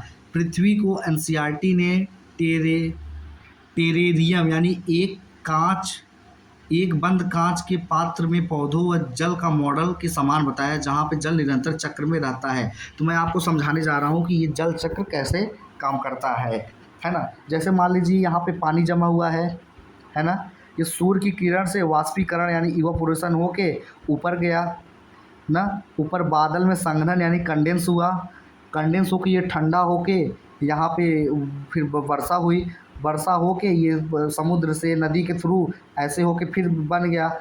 अब पेड़ से जो वाष्पोत्सर्जन होता है, इससे भी बादल में आपके जाते हैं, वो संघनन यानी कंडेंसेशन होके फिर ठंडा होता है। यानी सीधा सीधा आपको बस इतना याद रखना है कि पानी में गर्म सूर्य की किरण से गर्मी की वजह से वाष्पीकरण होके ये बादल बनते हैं। बादल में जब आपका जाके जमा होता है, बादल में जब जाके आपका ठंडा होगा यानी कंडेंस होगा, कंडेंस होके फिर ये आपका वर्षा के रूप में गिरता है। फिर यही पानी के ऊपर सूर्य की किरण पड़ती है। यही प्रोसेस आपका लगातार चलता रहता है। इसी को हम लोग क्या बोलते हैं, वाटर साइकिल कहते हैं, है ना। पृथ्वी पे जल का वितरण आपके एनसीईआरटी के अनुसार है। जो चीज़ भी यहाँ पे बताया गया है एनसीईआरटी को ही लेके बताया गया है, कहीं बाहर से आपको तथ्य जोड़ के नहीं बताया गया है ना। महासागर यानी लवड़ी जल यानी सॉल्टी जल जो कि 97.3% है। बर्फ और हिमनद यानी ग्लेशियर आपका लगभग 2% है। और भूमिगत जल यानी जो भूमि यानी सतह पे जो जल है वो 0.68% है। और शेष बहुत थोड़ा सा, जैसे झीलों में, नदियों में, वायुमंडल में अप्रॉक्स आपका 0.02% के आसपास आपका उपस्थित है ना। मीठा जल और लवड़ी जल ये यानी कि salt water and sea water, मतलब स्वीट वाटर, यानी मीठा जल कैसे होता है, मुख्यतः बर्फ यानी ग्लेशियर के भूमिगत जल से नदियों झीलों में उपलब्ध होता है ये। और लवड़ी जल यानी कि सॉल्टी वाटर आपके महासागरों का जल लवड़ी होता है, क्योंकि इनमें घुले लवण पाए जाते हैं। जैसे के लिए इसमें प्रमुख लवण सोडियम क्लोराइड NaCl, जो हम लोग नमक खाते हैं कहते हैं भैया टाटा नमक, है ना। तो ये क्या होता है, ये लवड़ी यानी साल्टी होता है। इसमें कौन सा क्या पाया जाता है, NaCl पाया जाता है ना। और तरंगे यानी वेव्स क्या होती है, पवन के घर्षण के कारण समुद्र या झील की सतह का जल का ऊपर नीचे होता तरंगे बनती हैं। ये जो ऐसे वेव्स चलती हैं, इसी को बोला गया है, वेव्स को ही आपको तरंग बोला गया है ना। तरंगे मुख्यतः ऊर्जा का स्थानांतरण करती हैं, ना कि जल को किसी द्रव्यमान को लंबी दूरी तक ले जाती हैं। यहाँ पे देखिए ज़रूरी पॉइंट क्या बताया कि ऊर्जा का स्थानांतरण करती हैं। ये नहीं पूरी पानी को, जैसे कोई लहर चल रहा है, ये नहीं पानी को इधर से उधर कर दे रहा है। वो क्या कर रहा है, आपका बस किसी ऊर्जा का स्थानांतरण कर रहा है, ना कि जल का, है ना। जैसे यहाँ पे देखिए चित्र के दिखा आपको समझाया गया, ये ऊर्जा का संचरण जल कण अस्थायी स्थान पर लगभग रहते हैं, है ना। अगला पॉइंट क्या है आपका कि सुनामी क्या है, सुनामी जापानी शब्द है जिसे प्राय यानी हार्बर वेव्स यानी पोताश्रय वेव्स कहा जाता है।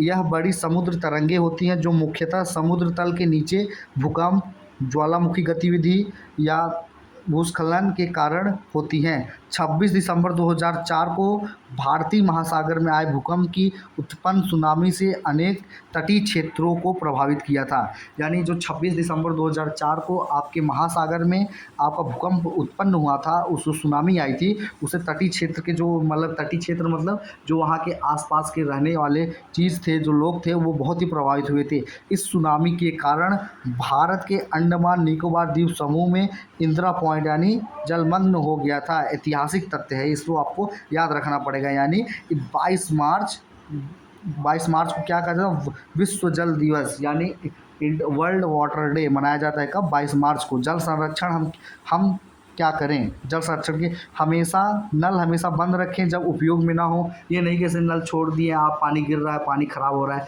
तो ये चीज़ आपको नहीं करना है ना। आपको नल का पानी बंद करके रखना है जब आपको उसको उपयोग में रिसाव यानी लीक का तुरंत मरम्मत करें। बहुत लोग होता है थोड़ा पानी रिसाव होता है, गिरने दो क्या दिक्कत है, तो ऐसा नहीं करना है आपको। जब भी पानी गिरे या रिसाव हो तो उसको तुरंत मरम्मत करके उसको ठीक करें। वर्षा जल संचयन तथा भूमिगत जल का रिचार्ज करें, यानी जो वर्षा जल होता है आप उसको स्टोर करके आप उसको यूज़ करिए ना, यही आपको इसमें बताया गया है। और फिर आपका इसमें क्या है कि सीटेड तरफ सावधानियाँ क्या है कि समुद्री जल लवड़ी है, मीठा नहीं है, ये आपको याद रखना है, पहला पॉइंट। दूसरी क्या है कि तरंग जल का द्रव्यमान नहीं ऊर्जा स्थानांतरित करती है। जो तरंग होती है, वेव्स होती हैं, वो जल की द्रव्यमान नहीं उसका ऊर्जा स्थानांतरित और उसकी एनर्जी एक जगह से दूसरी जगह ले जाती है। सुनामी के प्रमुख कारण समुद्र तल के नीचे भूकंप, ज्वालामुखी गतियाँ या भूस्खलन होता है, इसके कारण से सुनामी आती है ना। त्वरित प्रश्न क्या है आप लोग ये प्रश्न है इन सभी के आप क्विक रिवीजन के लिए आप इसका जवाब कमेंट बॉक्स में ज़रूर बताइएगा। अगला आपका पॉइंट है कि ज्वार भाटा और महासागरी धाराएं है ना। ज्वार भाटा आपका क्या होता है कि समुद्र के जल स्तर का नियमित यानी पीरियोडिक जो नियमित रूप से ऊपर उठना और नीचे गिरना ज्वार भाटा कहलाता है। यानी समुद्र के जल स्तर को नियमित रूप से ऊपर होता रहता है, नीचे होता रहता है, उसी को हम लोग क्या बोलते हैं, ज्वार भाटा कहते हैं। यह मुख्यतः चंद्रमा तथा सूर्य के गुरुत्वाकर्षण के कारण होता है। यानी जो चंद्रमा और सूर्य यानी मून और सन के कारण जो उनके ग्रेविटेशनल फोर्स की वजह से होता है, उसी ना ये चीज़ होता है। जल समुद्र में जल स्तर ऊंचा होता है, इसे ज्वार कहते हैं। यानी जब ऊंचा होता है, जैसे मान लीजिए ऐसे ऐसे ऐसे ऐसे कर रहा है ना, जब ये ऊंचा वाला पॉइंट है, जब आपका ये ऊंचा होता है तो इसको हम लोग क्या कहते हैं, ज्वार कहते हैं, है ना। और जब समुद्र का जल स्तर नीचे होता है, ये नीचे वाला पॉइंट जब होता है तो इसको भाटा कहते हैं, है ना।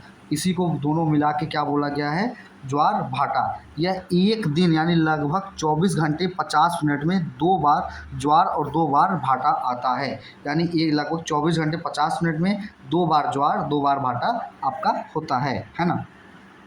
और स्प्रिंग टाइड यानी वृहद ज्वार क्या होता है, अमावस्या और पूर्णिमा को सूर्य, चंद्रमा और पृथ्वी लगभग एक सीध में होते हैं। इस स्थिति में ज्वार भाटा का अंतर टाइडल रेंज अधिकतम होता है। यानी इस समय क्या होता है आपका, जैसे सूर्य यहाँ पे है, इसके आगे चंद्रमा आ गया, फिर यहाँ पे पृथ्वी है ना। तो ये अमावस्या है यानी नौ चंद्र है। यानी जब हमको अपने यहाँ से चंद्रमा नहीं दिखाई देगा। और पूर्णिमा क्या है, पूर्णिमा में जब चांद पूरी तरीके से दिखाई देता है, पूर्णिमा में क्या होता है, सूर्य के आगे पृथ्वी आ जाती है। तो अभी आप लोगों को ये सब चीज़ें पता होगा, पर क्या होता है नहीं, बस आपको याद रखना है। अमावस्या में क्या आता है कि सूर्य और पृथ्वी के बीच में चंद्रमा आ जाता है, ये बस आपको याद रखना है। और पूर्णिमा में क्या होता है, सूर्य और चंद्रमा के बीच में आपके पृथ्वी आ जाती है, उसको आप क्या कहते हैं, पूर्णिमा, है ना। और जब ऐसी स्थिति होती है तो ज्वार का अंदर अधिकतम होता है, अधिकतम देखने को मिलता है ना। अगला पॉइंट आपका है कि लघु ज्वार यानी नीप टाइड क्या है आपका, कि प्रथम और तृतीय चतुर्थ अर्धचंद्र, है ना। अर्धचंद्र को सूर्य और चंद्रमा पृथ्वी के सापेक्ष लगभग 90 डिग्री कोण पर होता है। इस स्थिति में ज्वार भाटा का अंतर कम होता है। यानी जब आपका सूर्य, पृथ्वी और चंद्रमा के बीच के 90 डिग्री कोण होते हैं, तब ऐसी स्थिति में ज्वार भाटा का अंतर सबसे कम होता है। जब स्टेट होता है तब सबसे ज़्यादा अधिक होता है, यहीं पे आपको बताया गया है ना। और अगला पॉइंट है आपका क्या, कि महासागरी धाराएं यानी महासागरों के जल के सतह प्रवाहों धाराओं को करंट के रूप में होता है। यानी जो महासागर में जल प्रवाह और उनकी धाराओं को हम लोग क्या बोलते हैं, करंट्स बोलते हैं। सामान्यतः यह उष्ण धाराएं यानी हीट निम्न अक्षांशों यानी उष्णकटिबंधीय क्षेत्रों में उच्च अक्षांशों की ओर बहती हैं। शीत धाराएं जो होती हैं वो उच्च अक्षांशों से भिन्न अक्षांशों की ओर मुड़ती हैं। उदाहरण के लिए जैसे गल्फ स्ट्रीम क्या होता है, ये गर्म धारा है, उष्ण धारा है। और आपका जो है लेब्राडोर धारा, ये आपका कोल्ड है। तो आपको 2 धाराएं आपको बस यहाँ पे याद रखना है। जो गल्फ स्ट्रीम है वो आपका स्ट्रीम आप ऐसे याद रख सकते हैं, स्ट्रीम मतलब आपका यहाँ पे वार्म है, और जो आपका लेब्राडोर धारा है वो आपका शीतल है ना। अगला पॉइंट आपका क्या है कि महासागरी धाराओं के प्रभाव, जो महासागरी धाराएं होता है उनसे प्रभाव क्या होता है। ये तटीय जलवायु को प्रभावित करती हैं, स्थान को गर्म या ठंडा बनाती हैं, है ना। क्या करती हैं, ये तटीय जलवायु को प्रभावित करती हैं और स्थान को गर्म या ठंडा बनाती हैं। अगला पॉइंट है कि जहाँ उष्ण और शीत धाराएं होती हैं वहाँ प्रायः धुंध होती है तथा क्षेत्र अत्यंत समृद्ध मत्स्य स्थल यानी फिशिंग ग्राउंड्स होते हैं। उदाहरण के लिए कनाडा के एक स्थान का नाम है न्यूफाउंडलैंड, कनाडा और जापान के निकट जल क्षेत्र में ऐसा होता है। इन सबको जो डिफ्रेंशिएट या अलग से एक बनाया गया है कि तरंग, ज्वार और धारा में अंतर क्या क्या है आपका, है ना। तो परिभाषा के लिए तरंग की परिभाषा क्या है आपका, कि जल की सतह पर हवा के कारण उठने वाली लहरें, यानी जो जल की सतह पर हवा के कारण उड़ती है लहरें, उनको हम लोग तरंग यानी वेव कहते हैं। चंद्रमा और सूर्य के गुरुत्वाकर्षण से समुद्र के जल स्तर में नियमित ऊपर उठना और नीचे गिरना को ज्वार भाटा यानी टाइड कहते हैं, है ना। वेव्स, टाइड और करंट तीनों अलग अलग चीज़ हैं। जो जल के सतह पे हवा के कारण होती हैं उसको वेव यानी आपका तरंग कहते हैं। और गुरुत्वाकर्षण यानी सूर्य और चंद्रमा के गुरुत्वाकर्षण से समुद्र के जल स्तर पर नियमित उस ऊपर और नीचे गिरने को ज्वार भाटा यानी टाइड कहते हैं। और महासागर के जल का किसी निश्चित दिशा में सतत प्रवाह को ही हम लोग क्या कहते हैं, करंट कहते हैं। आपका मुख्य कारण क्या होता है, जो तरंग होती है वेव, उसका मुख्य कारण आपका हवा होता है। और जो ज्वार भाटा होता है उसका मुख्य कारण क्या है, आपका चंद्रमा और सूर्य के बीच के गुरुत्वाकर्षण होता है। और जो धारा यानी करंट होता है उसका मुख्य कारण क्या है, आपका पवन हुआ, तापमान हुआ, लवणता यानी सॉल्टी हुआ, घनत्व यानी उसकी डेंसिटी के अंतर के कारण ऐसा होता है। गति स्वरूप क्या होता है कि जो आपका वेव तरंग होता है ये ऊपर नीचे और अकाल्पनिक होता है ना। और ज्वार भाटा आपका नियमित लगभग 12 घंटे 25 मिनट पर आवृत्ति पे होता रहता है, मतलब इसी साइकिल पे वो हमेशा अपना करता है। और पूरा ज्वार भाटा कंप्लीट करने में 24 घंटे 50 मिनट लगते हैं। और ये एक चीज़ इसका क्या होता है, 12 घंटे 25 मिनट में लगता है। क्षैतिज यानी दिशात्मक और दीर्घकालीन होता है आपका करंट, है ना। प्रभाव का विस्तार क्या होता है, तरंग की वजह से आपको मुख्यतः सतही पर तट के पास, है ना। और अगला क्या होता है, समूचे समुद्र तटीय क्षेत्र पर होता है। और आपका धारा करंट से क्या होता है कि महासागरों के बड़े भागों में होता है। किस ना, उदाहरण के लिए जैसे समुद्र की तट की लहरें, वेव्स यानी तरंग क्या होती हैं, समुद्र के तट पे जो आती हैं, तट पे मतलब जो साइड साइड किनारे में जो लहरें होती हैं उनको बोला गया है। और ज्वार भाटा टाइड यानी ज्वार और भाटा, है ना। और गिल्फ स्ट्रीम और लेबरडोर धारा, अभी मैंने आपको बताया गल्फ स्ट्रीम जो कि आपकी गर्म हवा की वजह से होता है, और लेबरडोर धारा जो आपके ठंडी वजह से होता है ना। स्प्रिंग टाइड का संबंध वसंत ऋतु यानी स्प्रिंग सीजन से नहीं है ना। नीप टाइड की स्थिति में सूर्य और चंद्रमा पृथ्वी के सापेक्ष लगभग 90 डिग्री कोण बना रहता है। सूर्य आपका यहाँ रहेगा, पृथ्वी आपका यहाँ रहेगा, तो चंद्रमा आपका यहाँ रहेगा, तो इन सब के बीच में 90 डिग्री का जो कोण बनता है उसी को कहा गया है। गल्फ स्ट्रीम यानी वार्म करंट यानी उष्ण धारा इसको बोला गया है। और लेब्राडोर धारा यानी कोल्ड करंट, है ना। यहाँ पे देखिए कुछ प्रश्न उत्तर हैं जो कि आप यहाँ पे पढ़ सकते हैं पॉज करके। अगला पॉइंट क्या है कि प्राकृतिक वनस्पति एवं वन्य जीवन। तो प्राकृतिक वनस्पति मतलब होता है कि प्राकृतिक वनस्पति की वृद्धि तथा प्रकार मुख्यतः तापमान आर्द्रता पर निर्भर करता है। यानी जो हमारा आपका प्राकृतिक वनस्पति है वो आपका तापमान और आर्द्रता पर निर्भर करता है ना। इससे अतिरिक्त ढाल और मृदा भी महत्वपूर्ण कारक हैं। यानी जो ढाल होता है वो मृदा होता है, ये भी एक महत्वपूर्ण इसके कारक हैं। प्राकृतिक वनस्पति वे पौधे जो बिना मानव हस्तक्षेप के स्वाभाविक रूप से किसी क्षेत्र में उगते हैं। यानी क्या होता है कि नेचुरल वेजिटेशन के बारे में यहाँ है प्राकृतिक वनस्पति यानी नेचुरल वेजिटेशन, है ना। जो कि बिना किसी मानव हस्तक्षेप यानी बिना किसी इंसान के द्वारा वहाँ पे कोई हस्तक्षेप किया, जो स्वाभाविक रूप से किसी क्षेत्र में उगते हैं उसको हम क्या कहते हैं, आपके प्राकृतिक वनस्पति, है ना। अगला पॉइंट है कि वन्य जीव जंतु जो अपने प्राकृतिक आवास हैबिटेट के अनुसार स्वयं को अनुकूल एडॉप्ट कर लेते हैं, उनको हम लोग क्या कहते हैं, वन्य जीव। यानी प्राकृतिक आवास जो हैबिटेट हो जाता है, यानी जैसे कोई पहाड़ में या आप जैसे पर्वतीय क्षेत्र में कोई जानवर रह रहा है, उसके शरीर पे काफ़ी बाल रहते हैं, तो वो वहाँ के एडॉप्ट कर लेता है, वहाँ के मौसम के अनुकूल अपने आप को। रेगिस्तान में जैसे बहुत गर्मी होती है तो वहाँ पे आपके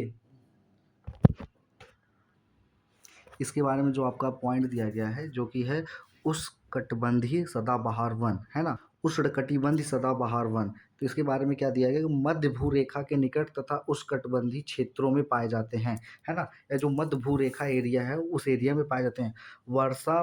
भारी वर्षा होती है 200 सेंटीमीटर से अधिक, और अधिक तापमान रहता है ना। घने बहुस्तरीय वन सूर्य की प्रकाश प्राय भूमि तक नहीं पहुंचती है, वो इतने ज़्यादा घने होते हैं कि सूर्य की प्रकाश यहाँ के इनके सतह तक नहीं पहुंच पाती है। वृक्ष अपने पत्ते एक साथ नहीं गिराते हैं, वर्ष भर हरे भरे होते हैं, है ना।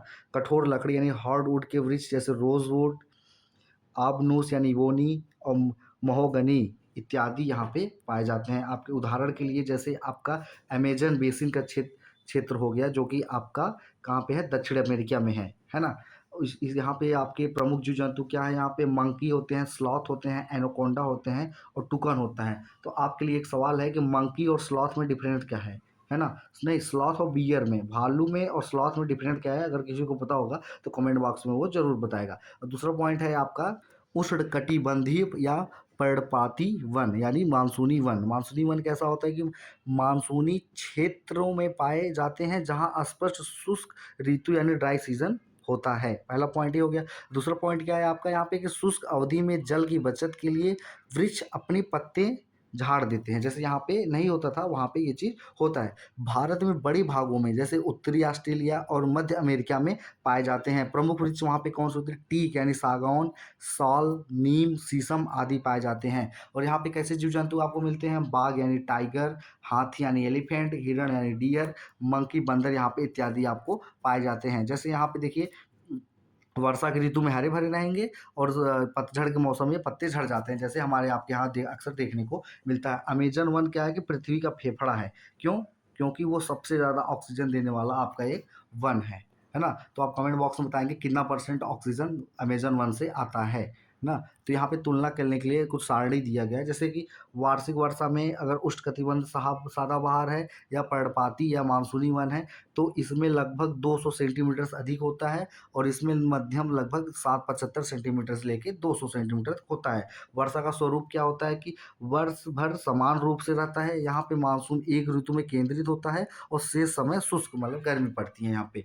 और शुष्क ऋतु मतलब लगभग नहीं के बराबर होता है। यहाँ स्पष्ट लंबी समय तक शुष्क ऋतु आपको देखने को मिलता है। पत्ता गिरैया का क्या कहते हैं? पत्ते वर्ष भर बने रहते हैं, एक साथ इनके नहीं गिरते हैं, है ना? और इनके क्या होते हैं? पत्ते झड़ जाते हैं। और अगला पॉइंट आपका क्या है कि बहुत घना और बहुस्तरीय होता है और तुलनात्मक रूप से कम होता है। तुलनात्मक मतलब उसके कंपेयर में, इसके तुलना में थोड़ा कम होता है, इतना भी कम नहीं होता बट इसके तुलना में थोड़ा सा कम होता है, वही यहाँ पे बताया गया है। अगला पॉइंट क्या है कि भूमि तक बहुत कम सूर्य की प्रकाश पहुँचती है और यहाँ पे भूमि में अधिक प्रकाश पहुँचती है। हमारे यहाँ आपको देखेंगे पेड़ के नीचे थोड़ा धूप भी आता रहता है। क्यों? क्योंकि वो इतना ज़्यादा आपके घने देखने को नहीं मिलते हैं, है ना? और आपको यहाँ पे याद रखने योग्य बातें क्या है कि सदाबहार का अर्थ यह नहीं कि प्रत्येक पत्ती हमेशा के लिए बनी रहती है। पत्ते अलग अलग समय पर गिरते हैं और नए पत्ते आते रहते हैं, एक साथ नहीं। जैसे हमारे आपके पतझड़ के मौसम में लगभग लगभग सभी पत्तियां एक साथ गिर जाती हैं, ठीक उसी प्रकार यहाँ पे नहीं होता है। यहाँ पे क्या होता है कि अपना गिरते रहते हैं, उसमें से उगते रहते हैं, है ना? पर्णपाती वह वन जहाँ पत्ते किसी विशेष ऋतु में झड़ते हैं, मौसमी पत्ते, उसको पर्णपाती कहते हैं, है ना? हार्डवुड यानी कठोर लकड़ी का अर्थ नहीं कि लकड़ी हमेशा शारीरिक रूप से बहुत कठोर होगा। सामान्यतः गुलाबी, घनी तथा मजबूत लकड़ी को दर्शाता है, यानी जो मजबूत है उसको भी हम लोग हार्डवुड में कंसिडर करते हैं। जिसके लिए आपनस यानी इबोनी और महोगनी सदाबहार वन में बनते हैं और टीक यानी सागौन, साल की पर्णपाती मानसूनी में बनते हैं, जो कि हमारे आपको साल का पेड़ और सागौन का पेड़ आपको देखने को मिलेगा, है ना? अगला पॉइंट यहाँ पे क्या है कि अमेजन वन किससे कनेक्ट है? अमेजन आपका सदाबहार आपका जो कि दक्षिण अमेरिका में है। और सागौन आपका किससे कनेक्ट है? आपका पर्णपाती यानी मानसूनी वन से। और इबूनी आपका कहाँ पे है? जैसे आपको यहाँ पे देखिए, यहाँ पे दिया गया है ना। इबूनी आपका क्या है? आपका सदाबहार यानी हार्डवुड है। और आपका चौथा सॉल जो है वो आपका क्या है? पर्णपाती है। और टूकन क्या है? आपका सदाबहार वन की पक्षी है। जो टूकन है ये सदाबहार वन की पक्षी है, जो कि ऑप्शन आपके बी में दिया गया है ना? तो अगला पॉइंट हम लोग पहुंच गए, जो कि क्या है कि प्राकृतिक वनस्पति और शीतोष्ण से टैगा तक, यानी शीतोष्ण के से लेकर टैगा तक के बारे में यहाँ पे हम जानेंगे, है ना? मैं थोड़ा जूम कर देता हूँ ताकि आपको देखने में कोई परेशानी ना हो, बिल्कुल भी, है ना? तो यहाँ पे हम लोग चलते शुरू करते शीतोष्ण सदाबहार वन, इसके बारे में हम थोड़ा सा जानेंगे, है ना? क्या है कि ये वन शीतोष्ण कटिबंध के तटीय भागों में पाए जाते हैं। यानी जो जो सदाबहार वन होता है वो शीतोष्ण कटिबंध के तटीय भागों में पाए जाते हैं। प्रमुख क्षेत्र इसके कौन से हैं? दक्षिण पूर्वी अमेरिका, दक्षिणी चीन और दक्षिणी पूर्वी ब्राज़ील, है ना? यहाँ चौड़ी पत्तियों वाले कठोर लकड़ी के वृक्ष जैसे ओक, पाइन, यूकलिप्टस आदि पाए जाते हैं। इन वृक्षों की विशेषता क्या होती है? मिश्रित सदाबहार रहती है, प्रकृति है। अधिकांश वृक्षों की पत्तियां वर्ष भर बनी रहती हैं, ये नहीं कि पतझड़ के मौसम में झड़ जाती हैं। तो इसकी खासियत क्या है? आपकी अधिकांश वृक्षों की पत्तियां वर्ष भर बनी रहती हैं ना। शीतोष्ण और पर्णपाती वन के बारे में क्या है? ये वन शीतल शीतोष्ण कटिबंध के उच्च अक्षांशों तथा तटीय क्षेत्रों में पाए जाते हैं, यानी अक्षांशों तथा तटीय क्षेत्रों में आपके पाए जाते हैं। शुष्क या शीत ऋतु में वृक्ष अपनी पत्तियां गिरा देता है, यानी गर्मी के मौसम या पतझड़ के मौसम में पत्तियां अपना गिरा देता है। प्रमुख क्षेत्र क्या है? उत्तर पूर्वी अमेरिका, उत्तर पूर्वी अमेरिका आपका है यहाँ पे, और न्यूजीलैंड, चिली और पश्चिमी यूरोप में आपके ये पाए जाते हैं, है ना। आपके इस इलाके का प्रमुख वृक्ष कौन सा है? ओक है, एस है, बीच है आदि। और यहाँ पे प्रमुख जीव कौन से मिल लेते हैं आपको? डियर, लोमड़ी, ओल्फ यानी हिरण, लोमड़ी, भेड़िया आपको शीतोष्ण पर्णपाती वन में आपको अक्सर देखने को मिलते हैं, है ना। अगला पॉइंट आपका यहाँ पे क्या है कि अगला पॉइंट है आपका कि भूमध्य सागरीय वनस्पति, यानी कि ये वनस्पति महाद्वीपों के पश्चिमी तथा दक्षिणी पश्चिमी तटों पर पाई जाती है। यानी जो भूमध्य सागरीय वनस्पति होती है वो आपकी पश्चिमी तथा दक्षिणी पश्चिमी तटों पर पाई जाती है। यहाँ ग्रीष्म ऋतु यानी गर्मी का मौसम गर्म और शुष्क होती हैं तथा शीत ऋतु मृदु और वर्षा युक्त होती हैं, है ना। यहाँ पे इसकी खासियत क्या है? वर्षता मुख्यतः शीत ऋतु में होती है, यानी वर्षा यहाँ पे ठंडी के मौसम पे होती है। यहाँ पे क्या क्या मिलते हैं आपको? साइट्रस फ्रूट, जैतून यानी ओलिव, अंजीर यानी फिक्स, अंगूर यानी ग्रेप्स इत्यादि यहाँ पे आपको ऐसे इलाके में देखने को मिलेगा। विश्व का फलोघान भी इसे कहा जाता है, यानी जो भूमध्य मध्य सागरीय वनस्पति होती है इसको हम लोग क्या कहते हैं? विश्व का फलोधान भी कहते हैं। मोटी मोमदार यानी वैक्सी पत्तियां जल की हानि को कम करती हैं, जिससे सूखे में भी वृक्ष जीवित रहता है ना। अगला यहाँ पे क्या है कि शंकुधारी वन, यानी जो शंख जैसे होते हैं, इसकी खासियत क्या होती है? यह उत्तर गोलार्ध के 50 से 70 डिग्री सेल्सियस पे अक्षांशों डिग्री सेल्सियस नहीं, डिग्री कोण के उत्तर अक्षांशों के मध्य में विस्तृत होते हैं। और यहाँ पे शीत ऋतु लंबी और अति शीतल होती है ना, तथा ग्रीष्म ऋतु छोटी और शीतल होती हैं, यानी गर्मी का मौसम भी बहुत कम रहता है और थोड़ा ठंडा भी रहता है। यहाँ ऊंचे सीधे शंकुनुमा वृक्ष पाए जाते हैं जिनकी पत्तियां सुई जैसी निडिल लाइक स्ट्रक्चर होती हैं, है ना। और वे शंकुधारी यानी कॉन्फ्यूरस वन होते हैं। प्रमुख यहाँ पे क्या पाया जाता है? पाइन, स्मूस, फिर और सीडर आपको यहाँ पे मिलता है ना। अगला पॉइंट आपका क्या है कि शंकुधारी वृक्षों की लकड़ी सॉफ्टवुड, यानी इसकी लकड़ी क्या होती है? सॉफ्टवुड में काउंट की जाती है। यहाँ पे उपयोग क्या होता है? कागज, माचिस की तीली, पैकिंग बक्से बनाने में यहाँ की लकड़ियाँ सॉफ्ट होती हैं, इसलिए ये किस काम में आती है? कागज बनाने के, माचिस की तीली तथा पैकिंग के बक्से बनाने के इत्यादि के काम आती हैं। टैगा एक रूसी शब्द है जिसका अर्थ अशुद्ध या अछूत, शुद्ध या अछूता होता है। प्रमुख जीव यहाँ पे आपको क्या मिलते हैं? सिल्वर फॉक्स मिलता है आपको, यहाँ पे मिंक मिलता है, और पोलर बियर आपको यहाँ पे देखने को मिलता है ठंडी जगहों पे, है ना।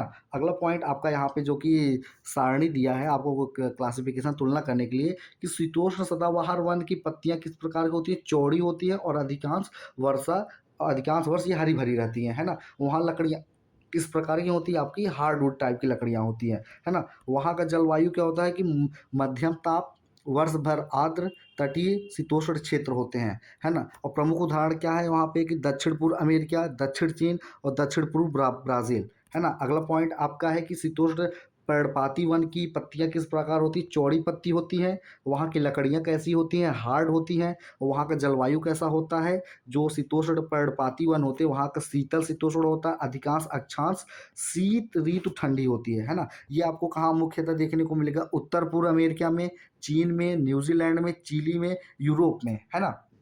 अगला पॉइंट आपका है कि जो आपका मध्य सागरीय वनस्पति होती है वहाँ की पत्तियाँ कैसी होती है? छोटी और मोमदार, वैक्सी टाइप की होती हैं, है ना, मोमदार। और वहाँ की लकड़ी कैसी होती है? आपकी हार्डवुड टाइप की कठोर लकड़ी होती है ना। जलवायु कैसा होता है? ग्रीष्म ऋतु गर्म व शुष्क, शीत ऋतु मृदु एवं वर्षा युक्त। वर्षा मुख्यतः शीत ऋतु में होती है, यानी ठंडी के मौसम में यहाँ पे ऋतु होती है। और ऐसा आपको देखने को कहाँ मिलता है? मध्य भूसागरीय तट में, कैलिफोर्निया में, चिली के मध्य भाग में, और दक्षिण अफ्रीका, ऑस्ट्रेलिया का दक्षिण पश्चिमी एरिया में आपको ऐसा देखने को मिलता है। शंकुधारी वन और टैगा आपको कैसा दिखता है? सुई नुमा, यानी निडल लाइक स्ट्रक्चर की पत्तियां होती हैं, उनकी लकड़ी कैसे होती है? सॉफ्ट होती है। बस आपको इतना ध्यान रखना है जो शंकुधारी वन का होता है उनकी ही लकड़ियां सॉफ्ट होती हैं, शंकुधारी से प्राप्त होता है। और वहाँ की जलवायु कैसी होती है? लंबी शीत ऋतु अति शीतल, है ना। छोटी ग्रीष्म ऋतु शीतल जो कि 50 डिग्री से लेकर 70 डिग्री उत्तरी अक्षांश पे होते हैं। और ये एरिया को कहाँ मिलेगा? साइबेरिया यानी रूस, कनाडा और उत्तरी भाग स्कॉन्डिया, या यहाँ पे क्या है कि अलास्का के एरिया में आपको ऐसा देखने को मिलेगा, है ना। विश्व में वन प्रकारों के अक्षांशीय वितरण में सरल आपको देखने को मिलेगा। सबसे ऊपर आपको क्या मिलेगा? टैगा यानी शंकुधारी वन। उसके नीचे आपको क्या मिलेगा? शीतोष्ण उष्णकटिबंधीय वन ये कि मध्य अक्षांश में होते हैं, है ना। उसके बाद भूमध्य सागरीय वनस्पति आपको देखने को मिलेगा। फिर उसके बाद आपको उष्णकटिबंधीय वन आपको मिलेगा। उसके बाद फिर आपको क्या मिलेगा, भूमध्य सागरीय वनस्पति, फिर शीतोष्ण, फिर टैगा। ऐसे करके करके आपको यहाँ पे देखने को मिलेगा। और यहाँ पे कुछ अभ्यास के लिए प्रश्न दिए गए हैं, आप इसको खुद से पॉज करके सॉल्व कर लीजिएगा, है ना। अगला पॉइंट आपका क्या है कि घास स्थल, कटीली झाड़ियाँ और टुंड्रा, है ना। यहाँ पे क्या है कि उष्णकटिबंधीय घास स्थल यानी भूमध्य रेखीय वन में दोनों ओर पाए जाते हैं, है ना, दोनों ओर पाए जाते हैं, जहाँ वर्षा मध्यम मौसमी होती है ना। ऊंची, मोटी और खुरदरी घासें तथा इक्का दुक्का पेड़ होते हैं यहाँ पे। उदाहरण के लिए अफ्रीका का सवाना, यहाँ पे जो कि है इक्का दुक्का पेड़ होते हैं, बहुत ज़्यादा पेड़ नहीं होते, एकदम रेयर पेड़ होते हैं, है ना। और अगला क्या है आपका शीतोष्ण घास स्थल, है ना, मध्यम अक्षांशों के महाद्वीप आंतरिक भागों में पाए जाते हैं, है ना। जो कि मध्यम अक्षांशों के महाद्वीप के आंतरिक भागों में ये चीज़ आपको पाए जाते हैं। वर्षा बहुत मध्यम होती है यहाँ पे। छोटी पोषक तत्वों से भरपूर घासें होती हैं यहाँ पे। जो घासें होती हैं वो पोषक तत्वों से छोटी होती है पर पोषक तत्वों से भरपूर होती हैं। वहाँ के क्षेत्रीय नाम क्या है, जो कि आपका प्रायरी जो आपका उत्तर अमेरिका में देखने को मिलेगा, पैम्पास आपका दक्षिण अमेरिका में, वेल्ड जो आपका दक्षिण अफ्रीका में, स्टीपी यानी यूरोप एशिया में, और डाउन्स आपको ऑस्ट्रेलिया में। यहाँ के प्रमुख पशु कौन से हैं, बाइबन, है ना, मृग यानी हिरण, और जंगली घोड़ा आपको, वाइल्ड हॉर्स आपको इस टाइप को देखने को मिल सकता है वहाँ पे, है ना। और आपका फिर उसके बाद कंटीली झाड़ियाँ इसकी खासियत क्या होती है कि गर्म एवं शुष्क मरुस्थलों और अर्धशुष्क क्षेत्रों में पाई जाती हैं। यहाँ पे बहुत ही कम वर्षा होती है। जहाँ पे बहुत ही कम वर्षा होती है वहाँ पे आपको कटीली झाड़ियाँ टाइप के पेड़ देखने को मिलेंगे। प्रमुख वनस्पतियाँ इसकी कौन सी हैं, आपका कैक्टस, कीकर, खजूर यानी डेट पाम। लंबे मूल, छोटे कांटेदार पत्ते एवं मोटे तने पानी की कमी को सहने में सहायता देते हैं। क्यों ऐसा बनावटी इनका होता है, ताकि वहाँ के एटमॉस्फेयर को वो एडॉप्ट कर लें, ताकि उनको पानी की बहुत ज़्यादा ज़रूरत ना हो। प्रमुख पशु यहाँ पे कौन सा है आपका, कैमल यानी ऊँट, लोमड़ी, रोडेंट्स, जो कि ये है आपको देखने को वहाँ पे मिलता है ना। अगला पॉइंट आपका क्या है कि टुंड्रा यानी ध्रुवीय क्षेत्रों के निकट पाई जाती है ना। ध्रुवीय क्षेत्रों के निकट ये पाई जाती है। अत्यंत ठंडा प्रदेश और बहुत ही छोटी वृद्धि ऋतु यानी ग्रोइंग सीजन बहुत ही छोटी यहाँ पे होती है ना। भूमि में परमाफ्रॉस्ट पाया जाता है, मतलब वहाँ की भूमि में आपको परमाफ्रॉस्ट पाया जाता है। वहाँ की वनस्पतियाँ में मांस यानी काई, लाइकेन और बहुत छोटी झाड़ियाँ होती हैं। वहाँ के प्रमुख पशु कौन से हैं आपके, जो कि रेनडियर हैं, अंटार्कटिक लोमड़ी है, और आपका सील वहाँ पे देखने को मिलेगा, वालरस आपको मिलेगा, और ध्रुवी भालू यानी आपको पोलर बियर वहाँ को देखने को मिल सकता है। तापमान और नमी से वनस्पति का मुख्य नियंत्रण क्या, जो कुछ भी मैंने अभी आपको ऊपर एक्सप्लेन किया है वो आपको एक तुलनात्मक सारांश की तरह आपको दिया गया है। आप इसको वीडियो को पॉज करके आप खुद से इस चीज़ को पढ़ लीजिएगा अच्छे से। मैं यहाँ पे पॉइंट पेन को हटा देता हूँ, आप वहाँ से पढ़ लीजिएगा। चलिए मैं आपको अगला नीचे वाली चीज़ जो इंपॉर्टेंट आपको याद रखनी होगी, आपको यहाँ पे क्या बातें आपको याद रखना है ना। पहला चीज़ क्या है कि सवाना किस प्रकार का घास स्थल है, तो उत्तर इसका क्या है, उष्णकटिबंधीय घास स्थल है ये, है ना। दूसरा आपका यहाँ पे क्या है कि प्रेयरी किस जलवायु क्षेत्र का घास स्थल है, तो उसका सही उत्तर आपका शीतोष्ण घास स्थल का है। लाइकेन मुख्यतः किस क्षेत्र का वनस्पति है, यानी टुंड्रा का है ना। कैक्टस किस प्रकार की प्राकृतिक प्रदेश में पाया जाता है, जो कि कंटीली झाड़ियों में ये आपको मिलता है। पोलर बियर यानी ध्रुवी भालू किस प्राकृतिक प्रदेश में पाया जाता है, तो उसका सही उत्तर आपका टुंड्रा में, है ना। अब चलिए हम लोग आगे बढ़ते हैं। मानवीय पर्यावरण यानी बस्तियाँ, इसके बारे में हम लोग पढ़ते हैं कुछ, है ना।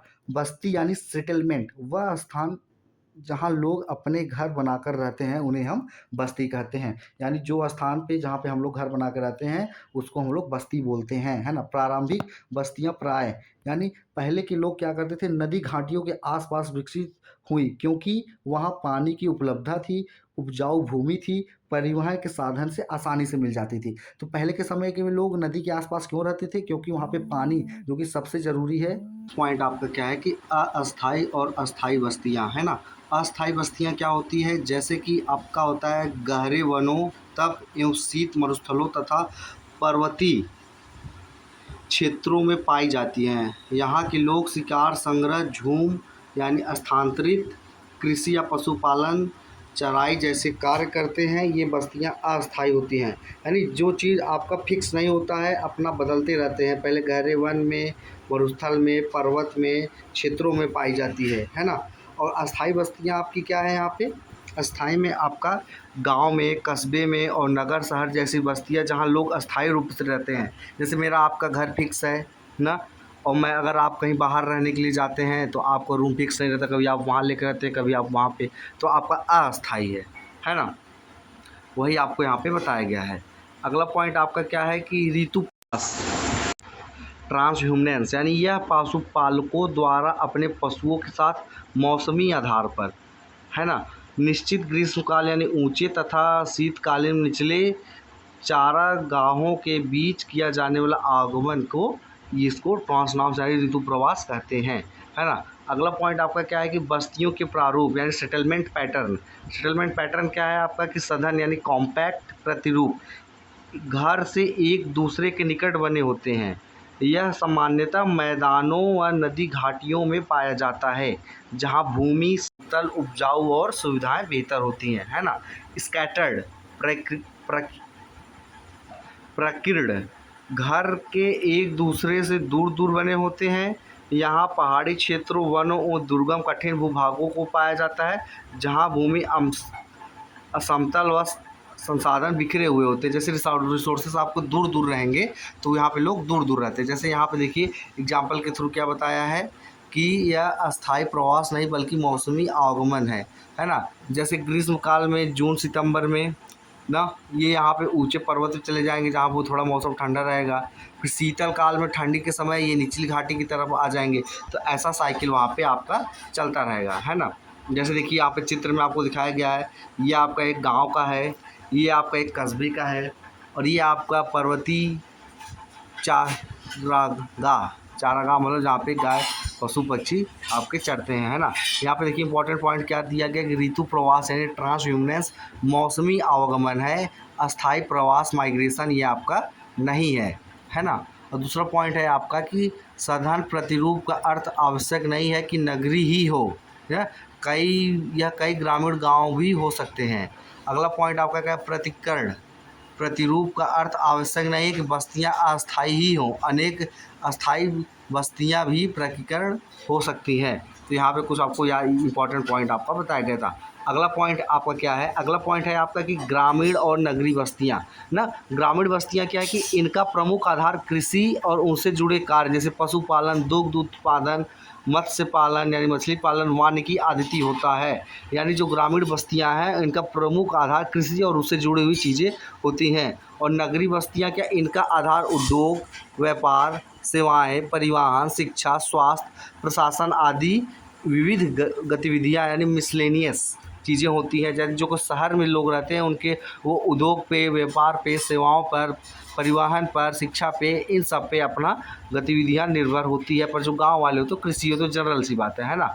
दोनों प्रकार की बस्तियां एक दूसरों पर निर्भर हैं और समान रूप से महत्वपूर्ण है ना। यहाँ पे ध्यान रखने बात क्या है कि ग्रामीण पिछड़ा तथा नगरी आधुनिक बेहतर जैसी धारणाएं गलत है। ये ऐसा नहीं सोचना कि गांव आपका बहुत पिछड़ा हुआ है और शहर आपका बहुत आगे है, तो ये सोचना एक गलत धारणा है ना। बस्ती यानी साइट के चयन को प्रभावित करने वाले कारक, यानी बस्ती को पसंद करने वाले या प्रभावित करने वाले कारक कौन से हो सकते हैं, है ना। पानी आपका यहाँ पे है, रिलीफ यानी स्थलाकृति, उपजाऊ मिट्टी, परिवहन संपर्क, सुरक्षा, और आपका क्या है कि आजीविका के साधन, है ना। यहाँ पे आपको कुछ एमसीक्यू दिए गए हैं जो आप खुद से ट्राई कर सकते हैं, नीचे आपका उसका उत्तर भी दिया गया है। अगला पॉइंट आपका क्या है कि मानवीय पर्यावरण एवं परिवहन एवं संचार, है ना। परिवहन एवं संचार, परिवहन का अर्थ होता है लोगों तथा वस्तुओं को एक स्थान से दूसरे स्थान पर स्थानांतरण कराना। यानी अगर हम एक स्थान से दूसरे स्थान पर जा रहे हैं तो क्या हो, वो परिवहन का अर्थ कहलाएगा। लोगों को, लोग या वस्तु दोनों चीज़, यानी बस हम और आप जा रहे हैं, हमारी आपकी वस्तुएं भी एक दूसरे के स्थान से स्थानांतरण हो रही है, तो उसको हम परिवहन कहेंगे। परिवहन के 4 साधन होते हैं, यानी मुख्य 4 साधन होते हैं। पहला क्या आपका सड़क परिवहन, सबसे लचीला साधन, पहला पॉइंट है इसका। दूसरा कि द्वार से द्वार सेवा प्रदान करता है ना। छोटी दूरी तथा दुर्गम कठिन भौगोलिक स्थानों के लिए उपयोगी, है ना। भारत का स्वर्णिम चतुर्भुज दिल्ली, मुंबई, चेन्नई, कोलकाता को जोड़ता है। ये स्वर्णिम चतुर्भुज यहाँ दिल्ली से मुंबई, मुंबई से आपको चेन्नई, चेन्नई से कोलकाता, फिर कोलकाता से आपका दिल्ली, ये आप ऐसे जा सकते हैं। मनाली लेह राजमार्ग विश्व का उच्चतम सड़क मार्गों में से एक है। यहाँ पे जो आपको मनाली लेह मार्ग है ये आपको यहाँ पे बताया गया है ना। अगला पॉइंट क्या है, रेल परिवहन। रेल परिवहन क्या है कि थल मार्ग पर एक साथ बहुत से यात्रियों तथा भारी वस्तुओं को ले जाने के लिए सक्षम है। दूसरा क्या है कि रूस में trans Siberian railway saint Petersburg क्षेत्र मॉस्को से प्रारंभ होकर साइबेरिया को पार करते हुए व्लादिवोस्तोक तक जाती है। यानी ये यहाँ से स्टार्ट होता है सेंट पीटर्सबर्ग से, मॉस्को से होते हुए, साइबेरिया से होते हुए आपका व्लादिवोस्तोक तक जाती है। एनसीईआरटी में विश्व का सबसे बड़ा लंबा मार्ग, ये आपको याद रखने वाली बात है यहाँ पे कि सबसे बड़ा लंबा मार्ग कौन सा है, तो आप क्या बताएंगे, आपका सेंट पीटर्सबर्ग से लेके व्लादिवोस्तोक तक की आपका सबसे बड़ा लंबा मार्ग है ना। जल परिवहन, जल परिवहन क्या है आपका, भारी और बड़े माल के परिवहन के लिए सबसे सस्ता साधन, यानी जो बहुत भारी भारी कंटेनर हुए और बहुत भारी भारी चीज़ें हुए जो आपको एक दूसरे से दूर स्थान पे स्थानांतरण होती है, उनके परिवहन के लिए सबसे सस्ता साधन। आंतरिक जलमार्ग जैसे नौगम्य नदियाँ, झीलें आदि, उदाहरण के लिए गंगा और ब्रह्मपुत्र नदी के हो गया। समुद्री मार्ग बंदरगाहों को आपस में जोड़ते हैं, जो समुद्री मार्ग होते हैं वो आपको सभी बंदरगाहों को आपस में जोड़ते हैं। स्वेज नहर भूमध्य सागर को लाल सागर से जोड़ती है। अगला पॉइंट यहाँ पे है कि पनामा नहर अटलांटिक महासागर को प्रशांत महासागर से जोड़ती है। जो पनामा नहर है यहाँ पे, ये अटलांटिक इस साइड हुआ, प्रशांत महासागर इस साइड हुआ, तो ये इसको जोड़ती है। और जो स्वेज नहर है वो भूमध्य रेखा को लाल नगर से जोड़ती है, वो इस तरीके से, है ना। और गंगा ब्रह्मपुत्र जल मार्ग है, ये आपका यहाँ पे दिखाया गया है ना। और आपके लिए यहाँ पे कुछ इंपॉर्टेंट पॉइंट है। पहले हम देख लेते हैं वायु मार्ग परिवहन, सबसे तेज़ तथा सबसे महंगे साधन। यानी अगर आप वायु का यूज़ कर रहे हैं स्थानांतरण, यानी एक जगह से दूसरी जगह परिवहन करने में, तो वो सबसे महंगा होगा और सबसे तेज़ होगा, है ना। और आपका अगला पॉइंट क्या है कि पर्वतीय क्षेत्रों, मरुस्थलों, दुर्गम क्षेत्रों तथा आपातकालीन परिस्थितियों में अत्यधिक उपयोगी होते हैं। बहुत आपको इमरजेंसी हुआ, आप कहीं बहुत दूर रहते हैं और आपको अर्जेंटली कहीं जाना है, तो ये यहाँ के आपके बहुत ही उपयोगी होते हैं, है ना। अगला आपको यहाँ पे कुछ दिया गया है, संचार के प्रमुख साधन। संचार यानी कम्युनिकेशन। व्यक्तिगत संचार में आप क्या करते हैं, लेटर का फ़ोन यूज़ कर सकते हैं, टेलीफोन का, मोबाइल का और ईमेल से, है ना। अगला पॉइंट क्या है कि जनसंचार माध्यम यानी मास मीडिया के लिए रेडियो का, टेलीविज़न का, समाचार पत्र का, इंटरनेट से, यानी एक इन्फॉर्मेशन जो बहुत लोगों तक पहुंच सकती है। जैसे आप किसी को मेल करेंगे तो ये 2, 4, 10, 20 लोग या सिंगल किसी एक लोगों को पास जाएगा, और कॉल करके बात करेंगे तो किसी एक लोगों से कर पाएंगे। बट ये मास मीडिया मतलब जनसंचार, जिसमें काफ़ी लोग आपके उससे जुड़े हुए हैं। आपके यहाँ एक पॉइंट क्या दिया है कि उपग्रह यानी सैटेलाइट तीव्र एवं प्रभावी वैश्विक संचार में महत्वपूर्ण भूमिका निभाती है, जो आपका सैटेलाइट है ना। यहाँ परिवहन साधनों की तुलना यहाँ पे आपको दिया गया है कि सड़क परिवहन मध्यम लागत में बनता है, मध्यम गति होती है, छोटी दूरी, दुर्गम क्षेत्र द्वार इसका सेवा प्रदान करता है। ठीक उसी प्रकार रेल का दिया है, जल का, वायु का। आप यहाँ पे वीडियो पॉज करके देख सकते हैं। अगला आपका पॉइंट है कि सीटेड के लिए आपका जो ट्रैप्स है, जो आपको थोड़ा कंफ्यूज क्या करता है कि परिवहन का कार्य लोगों तथा वस्तुओं का स्थानांतरण कहलाता है, जबकि संचार का कार्य जानकारी, सूचना का आदान प्रदान करना होता है ना।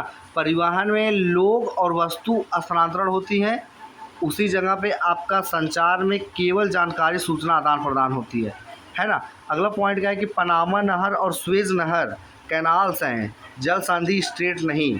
अगला पॉइंट है आपका कि जल परिवहन धीमा होता है परंतु आर्थिक सस्ता होता है ना। वायु मार्ग परिवहन तेज होता है परंतु महंगा होता है। यहाँ पे कुछ एमसीक्यू दिए हैं आपको, आप यहाँ पे खुद से आप ट्राई कर सकते हैं इसको वीडियो को पॉज करके। अगला पॉइंट क्या है कि अमेजन बेसिन उष्णकटिबंधीय प्रदेश, है ना। यहाँ पे अब इसके बारे में हम इसका थोड़ा सा जानेंगे।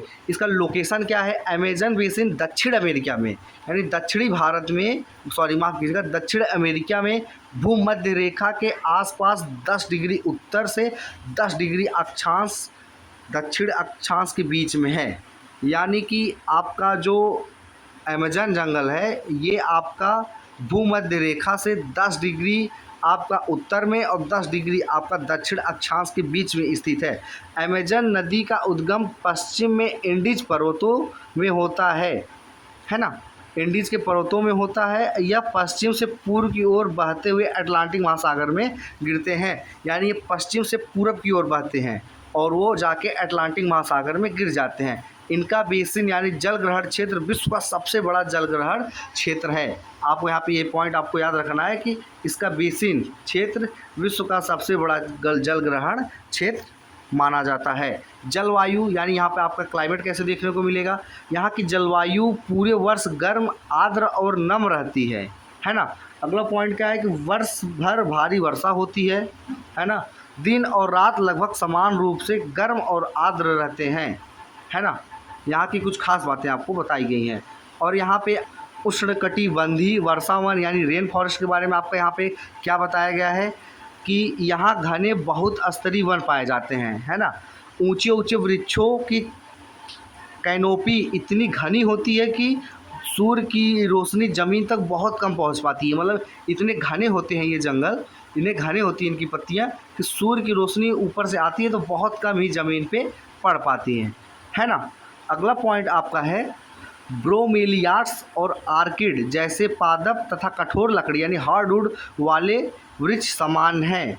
अमेजन का वर्षा वनों की पृथ्वी के फेफड़ों कहा जाता है क्योंकि ये बहुत ज़्यादा ऑक्सीजन निर्मित करता है। ये जो अमेजन का आपका जंगल है इसको पृथ्वी का फेफड़ा कहा जाता है क्योंकि यहाँ पे अत्यधिक ऑक्सीजन की निर्मित होती है ना। यहाँ के बारे में देखिए क्या कुछ खास बात होता है। ऊपरी छतरी स्तर यानी इमर्जेंट लेयर जो कि 40 से 60 मीटर के बीच का जो रेंज होता है उसको बोला गया है। मुख्य छतरी स्तर यानी कैनोपी लेयर आपका 20 से 40 मीटर होता है।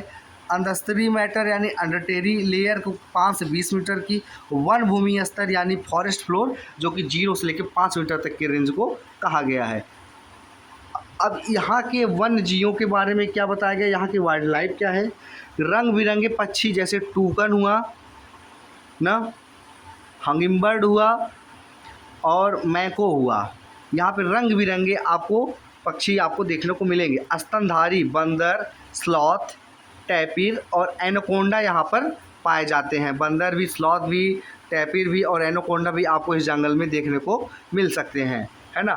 नदियों और जलाशयों में पिराना यानी एल्फिन, रिवर डॉल्फिन, कछुए और अनेक प्रकार की मछलियाँ मिलती हैं।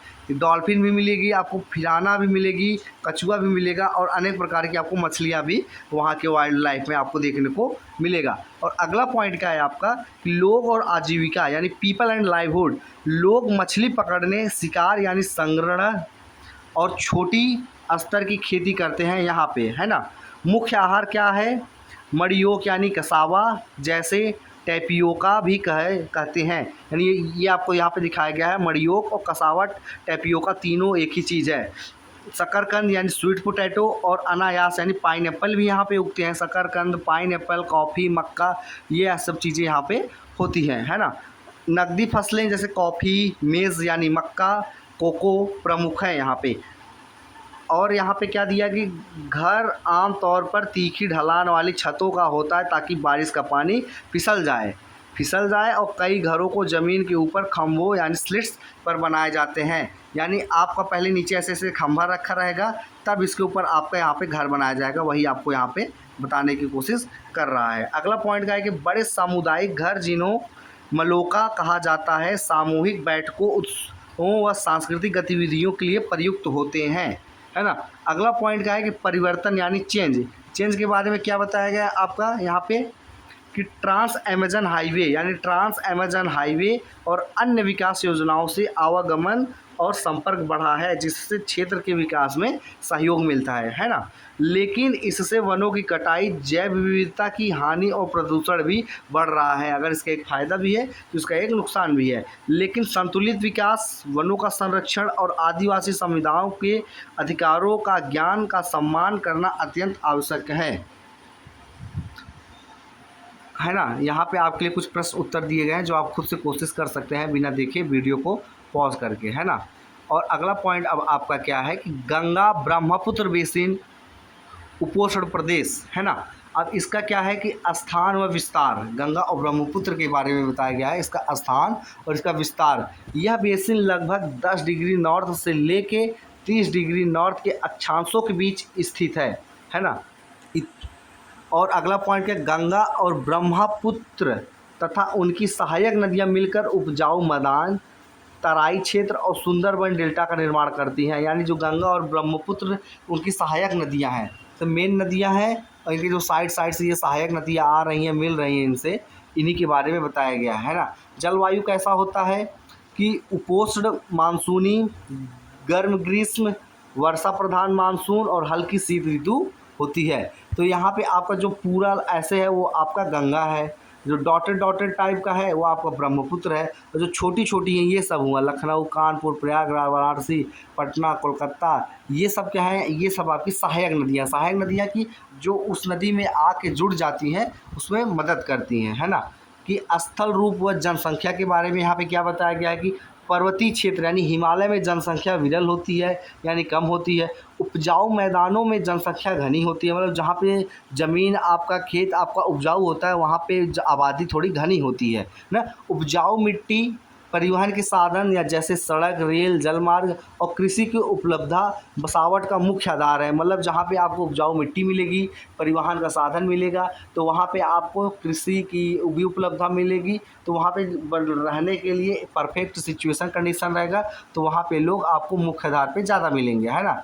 अगली पॉइंट क्या है कि यहाँ की प्रमुख फसलें ना, खाद्यान्न फसलें में जैसे प्रमुख धान हो गया, जहाँ पानी प्ररूप मात्रा में उपलब्ध है। गेहूँ, मक्का, ज्वार, चना आदि ये सब भी यहाँ पे किए जाते हैं। नकदी फल से यानी गन्ना और जूट इस क्षेत्र में प्रमुख नकदी फसलें हैं। बागवानी या अन्य जैसे आसाम और पश्चिम बंगाल की पहाड़ियों में चाय का बागान अत्यधिक प्रसिद्ध है। ठीक उसी प्रकार अगला पॉइंट क्या है कि प्राकृतिक वनस्पति जैसे साल यानी सोरा, सागौन यानी टीक, पीपल जैसे पर्णपाती वन पाए जाते हैं, है ना। ब्रह्मपुत्र के मैदान में बांस के जंगल विशेष रूप से मिलते हैं, यानी इसके मैदान में, ब्रह्मपुत्र नदी के मैदान में आपको बांस के जंगल अक्सर देखने को मिलेगा। डेल्टा क्षेत्र यानी सुंदरवन में मैनग्रोव वन उगते हैं जो ज्वार भाटा और खारे पानी को सहन कर सकते हैं। यानी जो डेल्टा क्षेत्र है जैसे सुंदरवन डेल्टा हुआ, इसमें मैनग्रोव वन उगते हैं जो ज्वार भाटा और खारे पानी को सहन कर सकते हैं, है ना। अगला पॉइंट यहाँ पे क्या है कि वन्य जीव के बारे में क्या बताया गया है कि असम में एक सींग वाला गौंडा ना, जिसको हम लोग रिनोसर्स भी पाया जाता है, रिनोसर्स कहते हैं। हाथी, हिरण, बंदर सामान्य रूप से यहाँ पे आपको देखने को मिल जाएगा। सुंदरवन में रॉयल टाइगर पाया जाता है, बंगाल रॉयल टाइगर आपको यहाँ पे इसके जंगल में पाया जाता है। गंगा ब्रह्मपुत्र की जलधाराओं में नदी डॉल्फिन सुसु पाई जाती है, सुसु नाम की डॉल्फिन है, ये यहाँ पे पाई जाती है ना। अगला पॉइंट आपका क्या है कि महत्वपूर्ण, डॉल्फिन जल की गुणवत्ता के प्रति संवेदनशील होती हैं। यानी जो डॉल्फिन होती है वो जल की गुणवत्ता के प्रति एकदम सेंसिटिव होती हैं। डॉल्फिन का मिलना अच्छा संकेत है, परंतु केवल एक स्थान पर दिख जाना यह सिद्ध नहीं करता कि जल बिल्कुल स्वच्छ है। अगर आपको कहीं पे एक डॉल्फिन मिल गया तो आप इसका मतलब ये मत अनुमान लगा लीजिएगा कि यहाँ का जल एकदम शुद्ध है ना। और परीक्षा के लिए आपको यहाँ पे कुछ इंपॉर्टेंट पॉइंट दिया गया है जो आप यहाँ पे वीडियो पॉज करके खुद से आप देख सकते हैं और पढ़ सकते हैं, है ना। चलिए हम आगे बढ़ते हैं। अगला पॉइंट क्या है कि गंगा ब्रह्मपुत्र बेसिन उपोष्ण प्रदेश, है ना, इसके बेसिन के बारे में, है ना। अगला पॉइंट हम लोग अब क्या कर जा रहे हैं कि पर्यटन और परिवहन, है ना। प्रयागराज जैसे त्रिवेणी संगम हुआ, वाराणसी घाट हुआ, यह एक महत्वपूर्ण धार्मिक आध्यात्मिक स्थल है, ये सब चीज़ें। और काजीरंगा राष्ट्रीय उद्यान जो कि असम में है, एक सींग गैंडे के लिए ये प्रसिद्ध है। तो एक सींग वाला गैंडा कहाँ पाया जाता है, तो आप बताएंगे काजीरंगा राष्ट्रीय उद्यान जो कि असम में आपका है। सुंदरवन मैंग्रोव डेल्टा एवं वन्य जीवों के लिए प्रसिद्ध पर्यटन स्थल है ना, जहाँ उपयुक्त हो नदियों का उपयोग जल परिवहन के लिए, नेविगेशन के लिए किया जाता है ना। यहाँ पे सीटेट के लिए कुछ महत्वपूर्ण जानकारी और सवाल दिया गया है, आप इसको पॉज करके वीडियो खुद से ट्राई ज़रूर करिएगा। अगला पॉइंट क्या है कि सहारा और गर्म रेगिस्तान, अब इसके बारे में हम जानने जा रहे हैं, है ना। यहाँ पे आपका बताया गया है कि स्थान और विस्तार ना, तो सहारा उत्तरी अफ्रीका में स्थित है। तो सहारा कहाँ पे स्थित है, तो आपको बस ध्यान क्या रखना है कि उत्तरी अफ्रीका में स्थित है। इसका क्षेत्रफल लगभग 8.54 मिलियन किलोमीटर स्क्वायर यानी लगभग 85.4 लाख वर्ग किलोमीटर में ये फैला हुआ है ना। यह दुनिया का सबसे बड़ा गर्म रेगिस्तान है, यानी जो सहारा आपका है ये दुनिया का सबसे बड़ा और गर्म रेगिस्तान है, परंतु यह सबसे बड़ा रेगिस्तान कुल मिलाकर नहीं है। सबसे बड़ा रेगिस्तान अंटार्कटिका में है। अगर कोई आपसे पूछेगा कि सबसे बड़ा गर्म रेगिस्तान कौन सा है, तब आप जाके सहारा बताएंगे, पर अगर सबसे बड़ा रेगिस्तान की बात आ गई तो आप अंटार्कटिका बताएंगे। गर्म और ठंडे की बात नहीं आएगी तो आप अंटार्कटिका बताएंगे, और सबसे बड़े की बात आएगी और गर्म के साथ साथ आएगी तो आप क्या बताएंगे, सहारा बताएंगे, है ना। सहारा 11 देशों क्षेत्र को छूता है। कौन कौन से वो 11 देश हैं आपके, मोरक्को, पश्चिमी सहारा, मॉरिटानिया, अल्जीरिया, ट्यूनीसिया, लीबिया, मिस्र, नाइजर, चाड, सूडान और माली, ये सभी देशों से होके ये गुजरता है। अफ्रीका महाद्वीप में सहारा रेगिस्तान का ये पीला भाग जो दर्शाया गया है, जितना पीला है ये आपका, यहाँ पे आप देख सकते हैं, ये पूरा आपका सहारा रेगिस्तान है ना। सतह की बनावट यहाँ की कैसी है, सहारा की सतह केवल रेत की नहीं, मतलब यहाँ केवल रेत ही रेत नहीं है, यहाँ कंकरीले मैदान, रेग, पथरीले पठार जिन्हें हमदा कहते हैं, रेत के टीले यानी बाररखान और पर्वत भी है यहाँ पे, है ना। ये नहीं मत समझिए कि बस आपको यहाँ रेत ही रेत मिलेगा, ऐसा नहीं है, यहाँ सब कुछ है। जहाँ भूमिगत जल सतह तक पहुँचता है वहाँ ओएसिस यानी बनते हैं, वनस्पति यानी हरियाली मिलती है। जलवायु कैसी है, यहाँ दिन में बहुत गर्मी पड़ती है पर रातें में कई बार बहुत ठंडी हो सकती है ना, क्योंकि रेत जितना दिन में गर्म रहता है रात में उतना ही ठंडा हो जाता है। वर्षा बहुत कम और अनियमित होती है, कई स्थान पर सालों तक वर्षा नहीं होती है। यहाँ पे एनसीईआरटी के लिए एक ऐतिहासिक दावा क्या किया गया कि पुरानी एनसीईआरटी में अल अल्जीरिया और लीबिया में 57.7 डिग्री 1992 का उदाहरण दिया गया है। यह ऐतिहासिक पाठ्यक्रम पुस्तक का उदाहरण है, इसे वर्तमान विश्व रिकॉर्ड में दावा नहीं माना गया, पहले का ये रिकॉर्ड है ना। यहाँ की जलवायु कैसी है, जलवायु एक दिन में बहुत गर्म पड़ती है पर रातें में कई बार ठंडी पड़ सकती हैं, है ना। ये तो हम लोग आपको कवर कर दिए। अगला पॉइंट वनस्पति, वनस्पति यानी प्रमुख वनस्पतियाँ यहाँ पे क्या पाए जाते हैं, कैक्टस, खजूर का पेड़ यानी डेट पाम, अकासिया, ये सब पेड़ आपको ऐसी जगह पे देखने को मिलेंगे। ओएसिस यानी नखलिस्तान में खजूर का पेड़ और गेहूं, जो सब्जियां, फल आदि की खेती की जाती हैं। उदाहरण के लिए आपका ओएसिस मोरस्को, है ना। अगला पॉइंट क्या है आपका, लोग और आजीविका, है ना। लोग सहारा में बेडान और तुआरेग समुदाय परंपरागत रूप से ह्यूमंती जीवन जीते आए हैं, मतलब माफ़ कीजिएगा प्रोनाउंसिएशन थोड़ी गलती हो गई। अगला पॉइंट क्या है कि ऊँट, बकरी, भेड़ पालन और व्यापार इनके प्रमुख कार्य है, मतलब यहाँ के रहने वाले के लोगों का ऊँट हुआ और भेड़ पालन हुआ, व्यापार हुआ, यही आपके प्रमुख कार्य हैं। अगला पॉइंट आपका कि आज के समय में तेल और प्राकृतिक गैस खनिज जैसे लौह अयस्क, फॉस्फेट, सोना, नमक, शहरों का विकास और आधुनिक परिवहन यानी सड़क, रेल, पाइपलाइंस भी लोगों का जीवन को प्रभावित करता है ना। नील घाटी यानी मिस्र, बसरे और खेती, यहाँ के मिस्र में नील नदी की घाटी और डेल्टा क्षेत्र जल में समुद्र है। यहाँ सिंचाई की सुविधा और स्थानीय बनावट और खेती होती है। यहाँ कपास सबसे आम फसल के रूप में प्रसिद्ध है, यानी यहाँ पे कपास सबसे ज़्यादा होती है नील नदी के घाटी पे, है ना। और आपके यहाँ साथ साथ में गेहूँ, चावल, गन्ना, सब्जियाँ भी उगाई जाती हैं, है ना। अगला यहाँ पे देखिए तो कुछ आपको 5 पॉइंट दिया गया है जो आप यहाँ पे खुद से पढ़ेंगे। ऊँट के बारे में क्या दिया गया है, ऊँट का अनुकूलन क्यों, लंबी पलकें, नथुने बंद करने की क्षमता और चौड़े गद्देदार पाँव, ताकि रेत में चलने में इनको परेशानी ना हो, है ना। अगला पॉइंट क्या है कि लद्दाख, ये कोई ठंडा रेगिस्तान जिसको हम लोग जानते हैं। लोकेशन क्या है इसका कि लद्दाख महान हिमालय, ग्रेट हिमालय क्षेत्र की ऊंचाई पर स्थित ठंडा रेगिस्तान है ना। अगला पॉइंट क्या है कि ऐतिहासिक रूप से एनसीईआरटी में इसे पूर्वी जम्मू और कश्मीर का रूप वर्णित किया गया है। वर्तमान में यह केंद्र शासित प्रदेश यानी यूनियन टेरिटरी है। पहले क्या था, ये जम्मू कश्मीर का हिस्सा था, पर अब लद्दाख एक अपना आपका यूटी यानी केंद्र शासित प्रदेश में गिना जाता है। उत्तर में काराकोरम पर्वतमाला, दक्षिण में जास्कर पर्वतमाला, इसके बीच में आपको ये देखने को मिलेगा। सिंधु यानी इंडस प्रमुख नदी है, शोक महत्वपूर्ण सहायक नदी है। सहायक नदी जो आके इसकी सहायता करती है, इसमें मिल जाती है, उसी को बताया गया है। लेह मुख्य नगर राजधानी है, कारगिल द्रास महत्वपूर्ण स्थान है। लद्दाख की जो लेह है वो राजधानी है, बट कारगिल और द्रास इसके महत्वपूर्ण स्थान हैं, है ना। जोजिला कश्मीर को लद्दाख से जोड़ता है, यानी जो जोजिला है ये वाली पॉइंट है, यहाँ पे आप देख सकते हैं, ये आपका क्या करता है, कश्मीर को लद्दाख से जोड़ता है ना।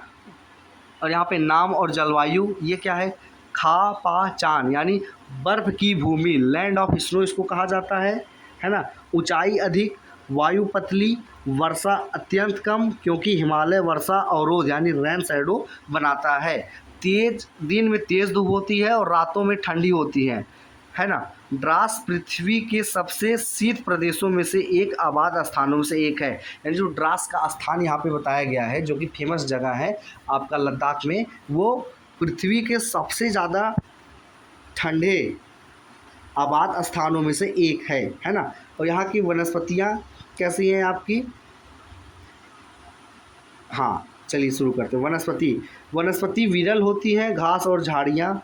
नदी के किनारों वाले विलो तथा पॉपुलर के उपवन मिलते हैं आपके, विलो यानी पॉपुलर के पेड़ का आपको उपवन मिलेगा। गर्मियों में कुछ फलों की पैदावार होती है, जैसे खुबानी, एप्रिकोट, सेब, अखरोट यानी वॉलनट का यहाँ पे होता है। सही तथ्य क्या है इसके बारे में, जो विलो की लकड़ी होती है उसका उपयोग क्रिकेट बैट बनाने में किया जाता है। विलो का पेड़ आप यहाँ पे देख सकते हैं, इसका उपयोग क्या किया जाता है, क्रिकेट की बैट बनाने में इसका उपयोग किया जाता है ना।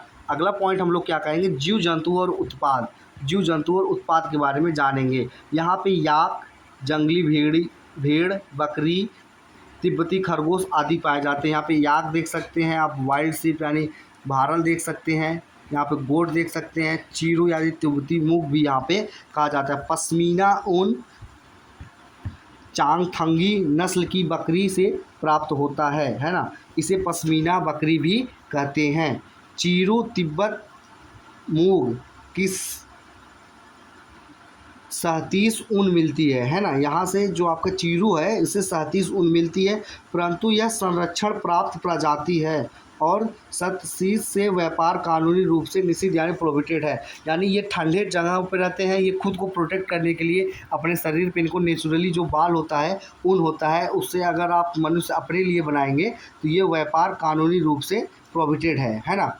अगर ऐसा करेंगे तो वहाँ के आपके जो जीव जंतु हैं वो ख़त्म यानी नष्ट होने लगेंगे, है ना। यहाँ वन संरक्षण संदेश क्या है कि वन्य जीव हमारी धरोहर है, इनका संरक्षण करना आवश्यक है, तो इनकी संरक्षण करने की जिम्मेदारी हमारी आपकी होती है। अगला क्या है कि लोक और सांस्कृतिक, लद्दाख में मुख्यतः मुसलमान और तिब्बती बौद्ध लोग रहते हैं, है ना, क्योंकि यहाँ के एरिए में आपको ज़्यादा करके मुसलमान और तिब्बती बौद्ध लोग देखने को मिलेंगे। प्रमुख मठ यहाँ पे क्या है, हेमनीस, थिस्के, से, लवायरू, नोट। यहाँ पे जो गोम्पा है ये आपका बौद्ध मठ है ना, जो गोम्पा यहाँ पे है लद्दाख में, ये आपका क्या है, बौद्ध मठ है। लोग अल्प ग्रीष्म में जौ यानी बार्ली, मटर और आलू की खेती करती हैं यहाँ पे, है ना। पशुपालन, पर्यटन, सेना तथा सेवाओं में कार्य करते हैं।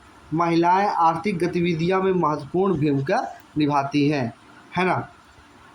और अगला पॉइंट क्या है कि मार्ग और संपर्क।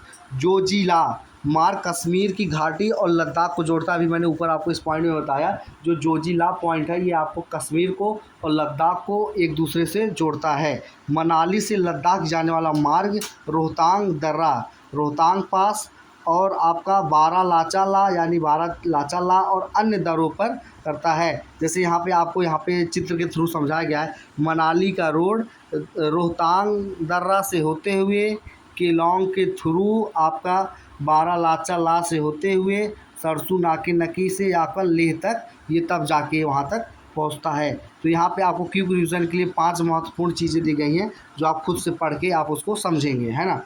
और अगला पॉइंट क्या है आपका, भूगोल मेगा रिवीजन, है ना। आपका अब पूरा जो अभी मैंने आपको पढ़ाया है उसको एक बार में आपको मैं यहाँ पे रिवाइज करवा रहा हूँ, है ना। पर्यावरण में हम लोग क्या महत्वपूर्ण चीज़ पढ़ें कि पर्यावरण के प्रकार क्या होते हैं। नेचुरल होता है, मानव निर्मित यानी ह्यूमन मेड, मानवीय यानी ह्यूमन मनुष्यों द्वारा, है ना। और घटक कौन कौन से वहाँ पे होते हैं। बायोटिक यानी जीवित घटक, अजैविक यानी अबायोटिक यानी निर्जीव तत्व, है ना। इकोसिस्टम यानी पारितंत्र कैसा है वहाँ का, जीवों और उनके पर्यावरण के पारस्परिक क्रिया प्रणाली को हम लोग क्या बोलते हैं, इकोसिस्टम बोलते हैं। और आपका विश्व पर्यावरण दिवस यानी वर्ल्ड इन्वायरमेंट डे आपका कब मनाया जाता है, 5 ऑफ द जून को आपको मनाया जाएगा। विनिमय प्रणाली यानी बार्टर सिस्टम क्या होता है, वस्तु के बदले वस्तु का आदान प्रदान करने की चीज़ को हम लोग बार्टर सिस्टम भी कहते हैं, है ना। पृथ्वी के अंदर वाली की क्या है, भूपर्पटी यानी क्रस्ट महाद्वीप से 35 किलोमीटर तक और महासागरी से 5 किलोमीटर तक मोटी होती है। मेंटल जो होता है पर्पटी के नीचे लगभग 2900 किलोमीटर की गहराई तक पाया जाता है। कोर कोर जो कि त्रिज्या का लगभग 3500 किलोमीटर पृथ्वी के केंद्र तक ये आपको पाया जाता है। महत्वपूर्ण संरचनाएं क्या है आपका, SiAl यानी CaAl यानी सिलिका और एल्युमिनियम, और CSIM सिग्मा और मैग्नीशियम, सिलिकॉन और मैग्नीशियम, निकिल और फेरस, है ना। और चट्टानों के प्रकार कैसे होते हैं, अग्नि यानी इग्निशियस रॉक यानी ग्रेनाइट जहाँ पे पाया जाता है, अवसादी यानी सेडिमेंट्री रॉक यानी बलुआन पत्थर, और आपका मेटामॉर्फिक यानी अस्पांतरित जहाँ पे आपको संगमरमर आपको मिलेगा, है ना। और बदलती पृथ्वी में आपका क्या महत्वपूर्ण पॉइंट है ना, इंडोजेनिक यानी आंतरिक शक्तियाँ और बाह्य शक्तियाँ यानी एक्सोजेनिक, है ना। फोकस भूकंप के वास्तविक उद्गम बिंदु पृथ्वी के अंदर होता है। एपिसेंटर भूकंप की सतह पर ठीक ऊपर वाले बिंदु को हम लोग क्या कहते हैं, एपिसेंटर कहते हैं। अपर्दन यानी इरोजन मृदा चट्टानों का क्षरण व हटना होता है, और निक्षेपण डिपोजिशन यानी कणों का जमा होता है। तो आप ये दोनों पॉइंट में कंफ्यूजन मत होइएगा कि आपका इरोजन और डिपोजिशन क्या होता है ना।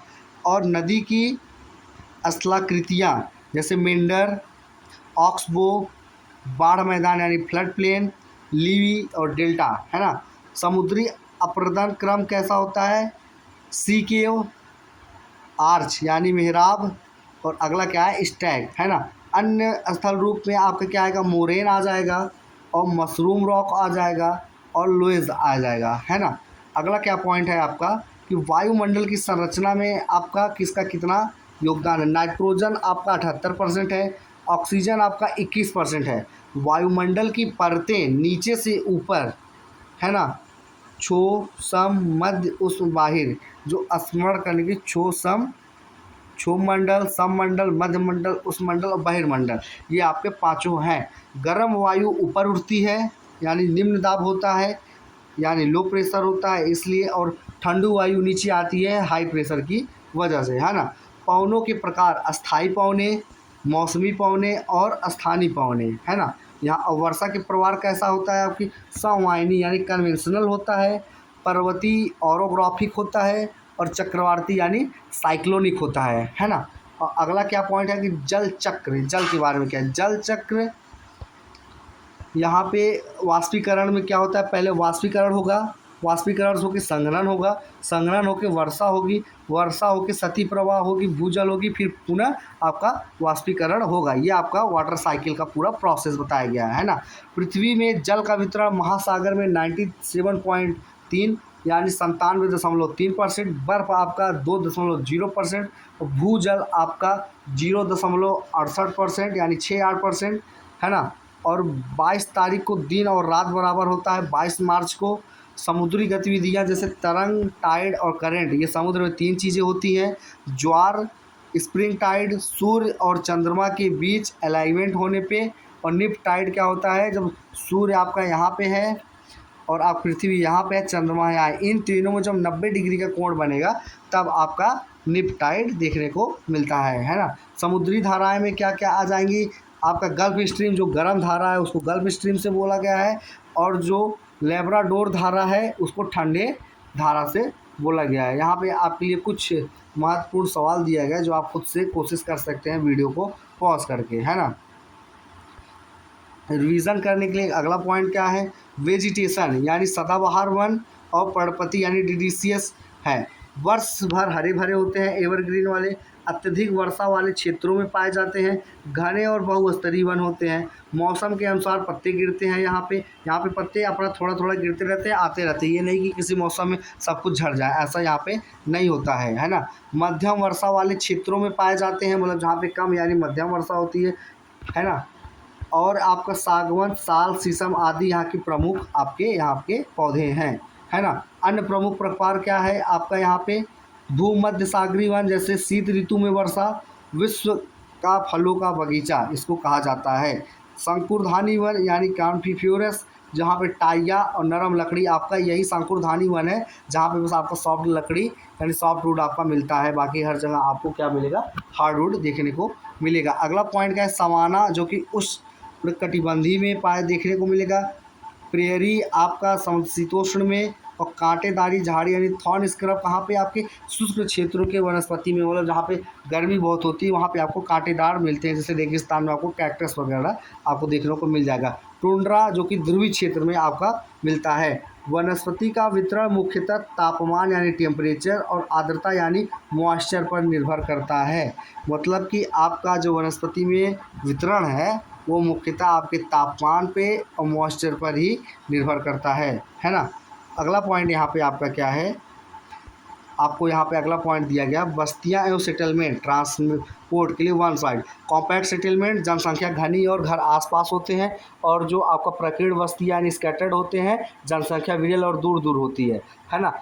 और आपका ट्रांसम्यूनिस के बारे में क्या है, पशुपालकों समुदायों का मौसम के अनुसार चारों ग्रहों के बीच में स्थानांतरण को ही हम लोग क्या बोलते हैं, स्थानांतरण प्रजनन ना। परिवहन का साधन क्या है, रोड है, रेल है, जल है और आपका वायु है ना। अगला पॉइंट क्या है कि गोल्डन क्वाड्रिलेटरल, जो कि आपका क्या है, दिल्ली से लेके कोलकाता, कोलकाता से लेके चेन्नई, चेन्नई से लेके आपको मुंबई, मुंबई से जोड़ने वाला फिर दिल्ली, ये जोड़ने वाले मार्ग को क्या बोला गया है, क्वाड्रिलेटरल। जैसे आपका दिल्ली यहाँ है, दिल्ली से यहाँ से मुंबई, मुंबई से यहाँ चेन्नई, चेन्नई से यहाँ से कोलकाता, कोलकाता से आपका फिर दिल्ली, इसी जो चौकोर है क्वाड्रिलेटरल है, इसी को बोला गया है ना। अगला पॉइंट क्या है कि ट्रांस साइबेरियन रेल मार्ग रूस के मॉस्को में क्लादिवस्को से जोड़ता है। स्वेज नहर भूमध्य सागर को लाल सागर से जोड़ती है। और पनामा कैनाल क्या करता है, अटलांटिक महासागर को प्रशांत महासागर से जोड़ता है।